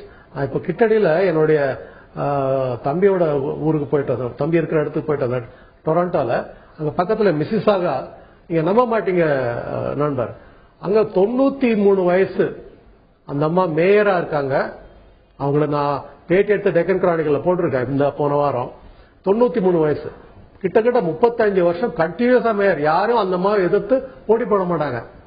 தானே ஒரு சின்ன ஒரு கார்ல டிரைவ் பண்ணிட்டு போய் எங்கேயாச்சும் குப்பை போட்டா உடனே ஒரு போட்டோ எடுத்து உடனே ஒரு ஃபைன் போட்டு, பக்கத்து ப்ராவின்ஸ்ல ஒரு சின்ன குற்றச்சாட்டு, ஏதோ காலேஜ் டைம்ல ஏதோ பண்ணாராம், தப்பு பண்ணாராம், உடனே அது ஒரு பேப்பர்ல போட்டாங்க, அவர் ரிசைன் பண்ணிட்டார். இந்த மாதிரி ஒரு சிவிலைஸ்டு சிச்சுவேஷனுக்கு இந்த ஒரு பாரத மாநாடு, நாமெல்லாம் ஒரு சிவிலைஸ்ட் பீப்புள், நம்ம எப்ப போறோம் அப்படின்றது தெரியல. இது ரொம்ப ஒரு கவலை. நம்ம என்ன சுப்ரீம் கோர்ட் இன்டர்வியூ பண்ணணுமா? சுப்ரீம் கோர்ட் நமக்கு இந்த லா போட்டு தான் நம்ம இந்த கிளீனிங் பண்ணணுமா சொல்லுங்க? என் மக்களுக்கு அறிவு இல்லையா? இதை நம்ம சிந்திக்கணும். உச்ச நீதிமன்றம் தலையிட்டு தான் செய்யணுமா அப்படிங்கிற ஒரு கேள்வி எழுது. மக்களே முன்னும் செய்யலாம் அப்படிங்கிற ஒரு கேள்வி எழுது. அதே சமயம் மக்கள் பிரதிநிதித்துவ சட்டத்துடைய 8/4 பிரிவு, அதாவது மக்கள் பிரதிநிதித்துவ சட்டம் சொல்லுது 2 வருஷத்துக்கு மேல யாராவது தண்டனை பெற்றால் அவர்கள் தேர்தலில் அடுத்த 6 ஆண்டுகள் தண்டனை முடிந்து அடுத்த 6 ஆண்டுகள் போட்டியிட முடியாது சொல்லுது.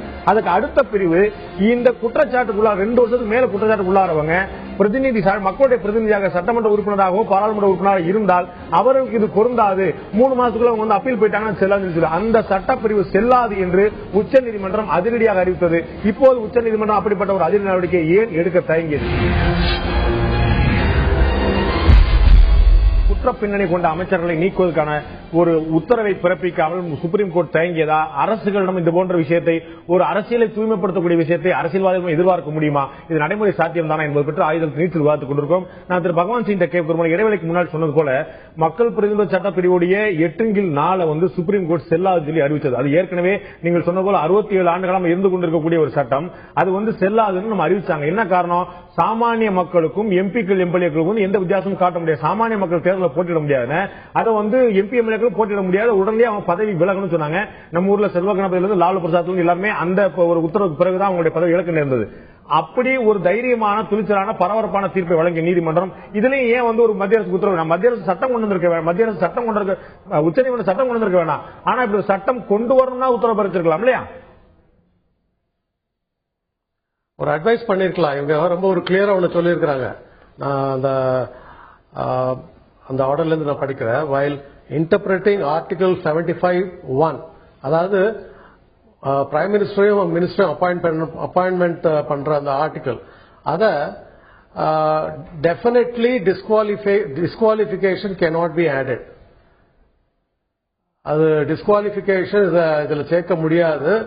இது என்னன்னா we leave it to the wisdom, அதாவது பிரைம் மினிஸ்டருக்கும் முதல்வருக்கும் அவங்களுடைய விஸ்டம், அவங்களுடைய அறிவு, அவங்களுடைய மாரல் அத்தாரிட்டி அதெல்லாம் அவங்களுக்கு விட்டுவிடலாம். என்னன்னா மக்கள் அவங்க மேல ஒரு நம்பிக்கை வச்சிருக்காங்க, அதை அவங்க காப்பாற்றணும் நாட்டுக்காக அப்படின்னு சொல்லி சுப்ரீம் கோர்ட் அது ஒதுங்கி இருக்கு நான் சொல்ல மாட்டேன். இது நான் நினைக்கிறேன், நான் சொன்ன மாதிரி இது திருப்பி அது on the shoulders responsibility of the elected representatives. என்னுடைய கேள்வி என்ன, நீங்க சொன்னது போல மக்கள் பிரதிநிதி சட்டத்துல ஒரு விதிவிலக்கு எம்பி எம்எல்ஏக்கள் இருந்தது. அவங்க 3 மாசத்துக்குள்ள அப்பீல் போனாங்கன்னா அவங்க பதவியில நீடிக்கலாம் இருந்தது.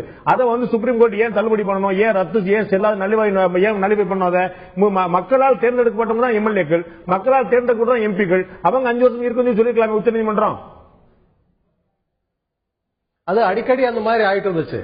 இப்போ நீங்க பாத்திருக்கீங்க, ஒவ்வொரு யாராச்சும் ஒரு கேஸ் போட்டா உடனே அந்த தலைவர் என்னன்னா இது ஒரு காழ்ப்புணர்ச்சியாக அதோட போட்ட ஒரு கேஸ், இதுல ஒண்ணும் கிடையாது அப்படின்னு அது சொல்றது, ஒரு பொலிட்டிக்கல் ஸ்டேட்மெண்ட் கொடுக்கறதும். அது பிறகு என்னன்னா ஏதோ எத்தனையோ கிரிமினல் சார்ஜஸ் கேசஸ் அதுக்கு இதுக்கு முந்தி இருந்த கவர்மெண்ட் போட்டது, அடுத்த கவர்மெண்ட் அடுத்த அமைச்சர் அவர் அப்பீலுக்கு போயிட்டு அது தள்ளுபடி ஆயிருக்கா இல்லையா? அப்படி இருக்கும்போது அக்விட் ஆற வரைக்கும் அவர் அந்த பதவியிலிருந்து இருக்கக்கூடாது என்ற ஒரு கட்டாயம் அவங்களுக்கு கொடுக்கணும். ஆகையாலதான் அது உங்களுடைய கவனத்துக்கு நான் கொண்டு வர விரும்புறேன். இல்ல நாங்க சொல்ல வர்றது, ராகுல் காந்தி ஒரு அவசர சட்டத்தை கிழிச்சு போட்டார், உங்களுடைய நினைவில் இருக்கும். சுப்ரீம் கோர்ட் மக்களுக்கு என்ன உரிமை இருக்கோ அதுதான் மக்களுடைய பிரதிநிதிகள் இருக்க முடியும். எம்பிக்கள் எம்எல்ஏக்கள் ஒரு சிறப்பு அட்வான்டேஜ் எடுக்கிற அனுமதிக்க முடியாது. அவங்க மேல 2 வருஷத்துக்கு மேல தண்டனை விதிக்கப்பட்டால் அவர்கள் உடனடியாக தன்னுடைய பதவியை ராஜினாமா செய்ய அவங்களுடைய பதவி செல்லாதுன்னு சொன்னாங்க. அந்த உத்தரவு ஏன் பிறப்பிச்சாங்க நான் கேட்கிறேன். நீங்க சொன்னீங்க இல்லையா, மக்கள் தேர்ந்தெடுத்திருக்காங்க. இல்ல இல்ல அது சாரி, நான் உங்களை சரியா புரிஞ்சுக்கல. அது சுப்ரீம் கோர்ட் அது தள்ளுபடி செய்தது, அது கரெக்ட் தான். சுப்ரீம் கோர்ட் ஏன் இதை தயங்குது நான் கேட்கிறேன். அப்ப மக்கள் தான் தேர்ந்தெடுத்தாங்க, அந்த எம்எல்ஏக்களையும் எம்பிக்களையும் மக்கள் தான் தேர்ந்தெடுத்தாங்க. இல்ல அது கரெக்ட்.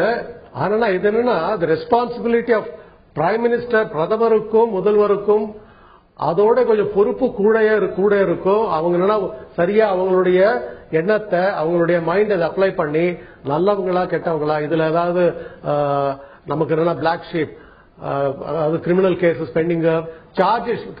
நீங்க சொன்ன ஆர்டர்ல சுப்ரீம் கோர்ட் என்ன சொல்லியிருக்காங்க, வெறும் எஃப்ஐஆர் சார்ஜ் ஷீட் மட்டும் போதாது, சார்ஜஸ் பிரேம் பண்ணி இருந்தால் அந்த கட்டத்துக்கு அது ஒரு சீரியஸ் இஷ்யூ. அந்த மாதிரி ஆட்களை எடுக்காம தடுக்கிறது உங்களுடைய பொறுப்பு, அது உங்களுடைய நல்ல எண்ணத்துக்கு, அதாவது டு யுவர் ரெஸ்பான்சிபிலிட்டி, உங்களுடைய விஸ்டத்துக்கு நாங்க விடுறோம் அப்படின்னு சுப்ரீம் கோர்ட் சொல்லியிருக்கு. இதே ரொம்ப ஒரு அழுத்தமான ஒரு தீர்ப்பு தான் நான் நினைக்கிறேன். சில நேரத்தில் எதிர்பார்க்க முடியுமா? ரொம்ப கஷ்டம். இப்ப நீங்க நம்ம இது உட்கார்ந்து நம்ம விவாதிக்கிறோம். நீங்க வேணா நான் ஒரு பெட் எடுத்துக்கிறேன் உங்களோட, நீங்க என்னுடைய நண்பர், ஒரு 6 மாசம் போட்டோம், இதை பத்தி எல்லாமே மறந்துடுவாங்க. 6 மாசம் இல்ல 3 மாசத்துல எல்லாமே மறந்துடுவாங்க. இதுதான் அதனாலதான் அதுதான் ஒரு பெரிய பிரச்சனை இந்த நாட்டுக்கு. நன்மை கெடுதல் அடிக்கடி இது மிக்ஸ் ஆகும். இன்னைக்கு நல்லதா இருக்குது, நாளைக்கு கெடுதலா போகும். கெடுதலா இருக்குது, நன்மையா நடக்குமான்னு கேக்குறீங்க. இந்த அரசியல் சூழதான் எங்க பிரதமர் பாராளுமன்றத்தில் இருக்கிற குற்றப்பின்னணி கொண்ட வழக்கெல்லாம் துரிதமா நடத்தி உண்மையிலே நிரூபிக்கப்பட்டால் தண்டிக்கப்பட வேண்டும் சொல்லிட்டு சொன்னவர் பிரதமர். அப்படிப்பட்ட பிரதமர் சொன்னவர் உங்களுடைய பிரதமர்ல, நம்முடைய பிரதமர் சொன்னவர் அவர் தான். ஆனா செஞ்சாரா அப்படிங்கிற கேள்வி. 90 நாள் முடிஞ்சு 100 நாள் நெருங்க போது அவர் சொன்னார், நீதிமன்றங்களை விரைவுபடுத்த, எம்பிக்களை மக்கள் பிரதிநிதிகள் மேல இருக்கக்கூடிய வழக்குகளை விரைவுபடுத்த சொல்லி நீதிமன்றங்களை கேட்டுக்கொள்ளினார். ஒரு வார்த்தை பேசியிருக்காரா? அதுக்கு வந்து உத்தரவு பிறப்பிக்க முடியாது. ஆனா ஒரு வார்த்தை கோரிக்கை வைத்திருக்காரா? இதுக்காக பாராளுமன்ற உறுப்பினர் சாதாரண அவங்களும் மக்களை போன்றதா, மக்கள் எந்தெந்த கேஸ் வந்து நாங்க துரிதமாக்கணும் சொல்லிட்டு சில முக்கியமான விஷயம், அதாவது வயதானவர்கள் இது போன்ற வயதின் காரணமா இல்ல உடம்பு சரியில்லை அதை மாதிரி துரிதமாக்க முடியும். பாராளுமன்றத்தில் சாதாரண மனிதர் தான் அவங்களுக்காக நாங்க துரிதமா ஸ்பெஷல் கேஸ் பண்ண முடியாது சொல்லிட்டு அப்ப நரேந்திர மோடி வந்து இப்படி நீதிமன்றம் சொல்லி எதிர்பார்த்து சொன்னாரா? இல்ல அப்படி கிடையாது. நரேந்திர மோடி அவர்களை பொறுத்தவர்களே ஆட்சிக்கு வருவதற்கு முன்பாகவும் சரி, ஆட்சிக்கு வந்த பிறகு மிக தெளிவாக பலமுறை இப்பவும் பேசிட்டு இருக்காரு. ஊழல் என்பது புற்றுச்சல் பூரா நாட்டை அரித்துக் கொண்டது பேசிட்டு இருக்கிறாரு. மாற்று கருத்துல என்ன தன்னுடைய அமைச்சரவையில ராம்விலாஸ் பாஸ்வான் போல, குஷ்வாகா போல தன்னுடைய அமைச்சரவையில குற்ற பின்னணி கொண்ட அமைச்சர்கள் வச்சிட்டு இருக்கிறாரு. குற்றச்சாட்டுகள் ஒண்ணு வந்து அரசியல் கால் பிடிச்சிருக்காரு சுமத்தப்பட்ட யார் இதை சொல்றது? உண்மையிலே செய்தவர் என்பது வேற, இன்டென்ஷனோட செய்யற குற்றச்சாட்டுகள் ஒரு ஆளை பத்தி பார்க்கும்போது தெரியும். வெள்ளையார் கூட போய் சொல்ல மாட்டாங்க சொல்ற மாதிரி எப்படி தெரியும் சார்? அதாவது இப்ப வழக்கப்பட்ட 2G ஸ்பெக்ட்ரம்ல ஊழல் நடந்திருக்குன்றது வந்து ஏராளமான முகாந்திரங்கள் இருக்கின்றது. அதுபோல சில வழக்குகள் சொல்றீங்க முகாந்திரம் இருக்குதா? முகாந்திரம் தான் இருக்குது, உறுதிப்படுத்தப்படல. முகாந்திரம் நாளைக்கு முகாந்திரம் என்பது கிட்டத்தட்ட நிரூபணமானதான் சார். நரேந்திர மோடி சொல்றாரு இந்த வழக்கு விரைவுபடுத்துறதுக்காக ஸ்பெஷல் கேஸ் நாங்க வந்து எடுக்க முடியாது சொல்லி உச்சநீதிமன்றம் சொல்லிச்சு. நான் கேட்கிறேன், ஒரு சிறப்பு நீதிமன்றங்கள் ஃபாஸ்ட் ட்ராக் கோர்ட் அமைக்க சொல்லி கேட்கலாம்ல? அதுக்கு ஒன்றும் தடை கிடையாது. நீங்க நீதிமன்றம் அமைக்கலாமே. குஜராத்ல முதலமைச்சராக இருந்த போது காலையில் 1/2 மணி நேரம், சாயந்தரம் 1/2 மணி நேரம், நீதிமன்றத்தை நேரத்தை 1 மணி நேரத்தை கூட்டி சொன்னாரு. நீங்க முடிஞ்சு போட சொல்றீங்க. கோர்ட்டே சொல்லிருக்கு, நீங்க வந்து இதுக்கு எங்களுக்கு போதுமான மேன் பவர் இல்ல, இன்னும் நீங்க சிறப்பு நீதிமன்றம் அமைக்க மேன் பவர் எல்லாம் நீங்க கொடுத்து நீ சிறப்பு நீதிமன்றம் அமைக்க அரசாங்கம் உதவி பண்ணிச்சுன்னா தயார் சொல்லிட்டு கோர்ட்ல சொல்லிருக்காங்க. அப்ப அரசாங்கம் செய்யும். இல்ல அந்த உத்தரவாதத்தை மத்திய அரசு கொடுத்திருக்காரு, நரேந்திர மோடி கொடுத்திருக்காரு. என்னுடைய கேள்வி இனிமே இப்பதான் எல்லாமே ப்ராசஸ்ல இருக்கு.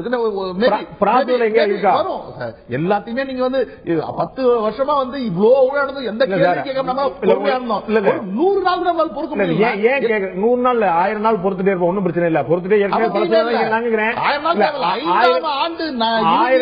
நிச்சயமா நீங்க 1800களில் துவக்கப்பட்ட ஆரம்பிக்கப்பட்ட நம்முடைய நடைமுறைப்படுத்தப்பட்ட நம்முடைய சட்டங்கள் வந்து இன்னமும் நடைமுறையில் இருக்குதா, காலாவதி ஆகுமா, மாத்தணுமா, திருத்தம் பண்ணணுமா சொல்லி ஒரு குழு அமைச்சிருக்காரு. இன்னைக்கு சட்டங்கள்லாம் இருக்குதா, தேவையா, காலாவதி பாக்குற சட்டம் சொல்லிருக்காரு. நான் கேட்கறது இது வந்து ஏற்கனவே சொல்லாத ஒரு விஷயம். இப்ப நடைமுறை வந்து இன்னைக்கு ஆரம்பிச்சிருக்காரு. அதை பாக்குறதுக்கு இன்னைக்கு வந்து ஒரு குழு அமைச்சர் நரேந்திர மோடி ஏற்கனவே கொடுத்த வாக்குறுதியை காப்பதற்கு என்ன செஞ்சிருக்காரு? அதான் என்னோட கேள்வி. எல்லாமே நீ நினைக்கிற நேரத்தில் எல்லாம் முடிச்ச முடியாது. அதுக்கு ஒரு காரணம் இப்போ ப்ராசஸ்ல இருந்துட்டு மேபி இன்னும் ஒரு மாசத்துக்குள்ளேயோ இல்ல ஒரு 10 நாளுக்குள்ள வரலாம், அறிவு வரலாம். நல்ல நேரத்துக்காக காத்துட்டு இருக்கோமோ? அப்படி நல்ல நேரம் இல்லை சார். எல்லாத்தையும் ஒரே நாள் எப்படி பண்ண முடியும்? எல்லா விஷயத்தையும் ஒரே நாள் பார்க்க முடியாது. ஒரு பிரதமர் என்பது எல்லா நாடு முழுக்க பிரச்சனை எல்லாத்தையும் பார்க்கணும். ஒவ்வொரு பிரச்சனை பார்த்துட்டு வர முடியும். ஒன்னா பார்த்துட்டு வராங்க. நிச்சயமா இதுக்கு ஒரு நல்ல காலம் பிறக்கும். இதுக்கு ஒரு நல்ல காலம் பிறக்கும் அப்படிங்கிறது ஆதவனுடைய கருத்தா இருக்குது. உச்சநீதிமன்றம் தன்னுடைய பால்ல இருந்த கோட்டை வந்து மத்திய அரசு மாநில அரசுகிட்ட கொடுத்துருச்சு. மாநில அரசுகள் மத்திய அரசுகள் அந்த முதல்வர்கள் பிரதமர் தான் முடிவு சொல்லிச்சு. மக்கள் முடிவு ஒன்று திரு பவான் சிங் சொல்றாரு. நிச்சயமாக உச்சநீதிமன்றம் தீர்ப்பளிப்பதற்கு முன்னால், அமைச்சரவை தேர்ந்தெடுப்பதற்கு முன்னால் தன்னுடைய பிரதிநிதி யாரா இருக்க வேண்டும் என்று முடிவு செய்யக்கூடிய அதிகாரம், உரிமை மக்களிடம் தான் இருக்கிறது. ஆனால் மக்களுக்கு அப்படிப்பட்ட நல்ல வாய்ப்புகள் கிடைக்கின்றனவா? ராமனா ராவணனா என்று உறுதியாக தேர்ந்தெடுக்கக்கூடிய வாய்ப்பு கிடைக்கிறதா? இருக்கிறதெல்லாம் ராவணனா இருக்கும் போது யாரை தேர்ந்தெடுக்கக்கூடிய குழப்பம் இருக்கக்கூடியது. மக்களுக்கு நல்ல வாய்ப்புகள் இருக்கின்றனவா என்ற கேள்வி தொடர்ந்து எழுந்து கொண்டே இருக்கிறது. இந்த நிகழ்ச்சியில் கலந்து கொண்ட கருத்து இருந்த விருந்தினர்கள் 2 பேருக்கும் நன்றி. பார்த்த உங்களுக்கும் நன்றி. மீண்டும் இன்னொரு நிகழ்ச்சி சந்திப்போம். அதுவரை நன்றி, வணக்கம்.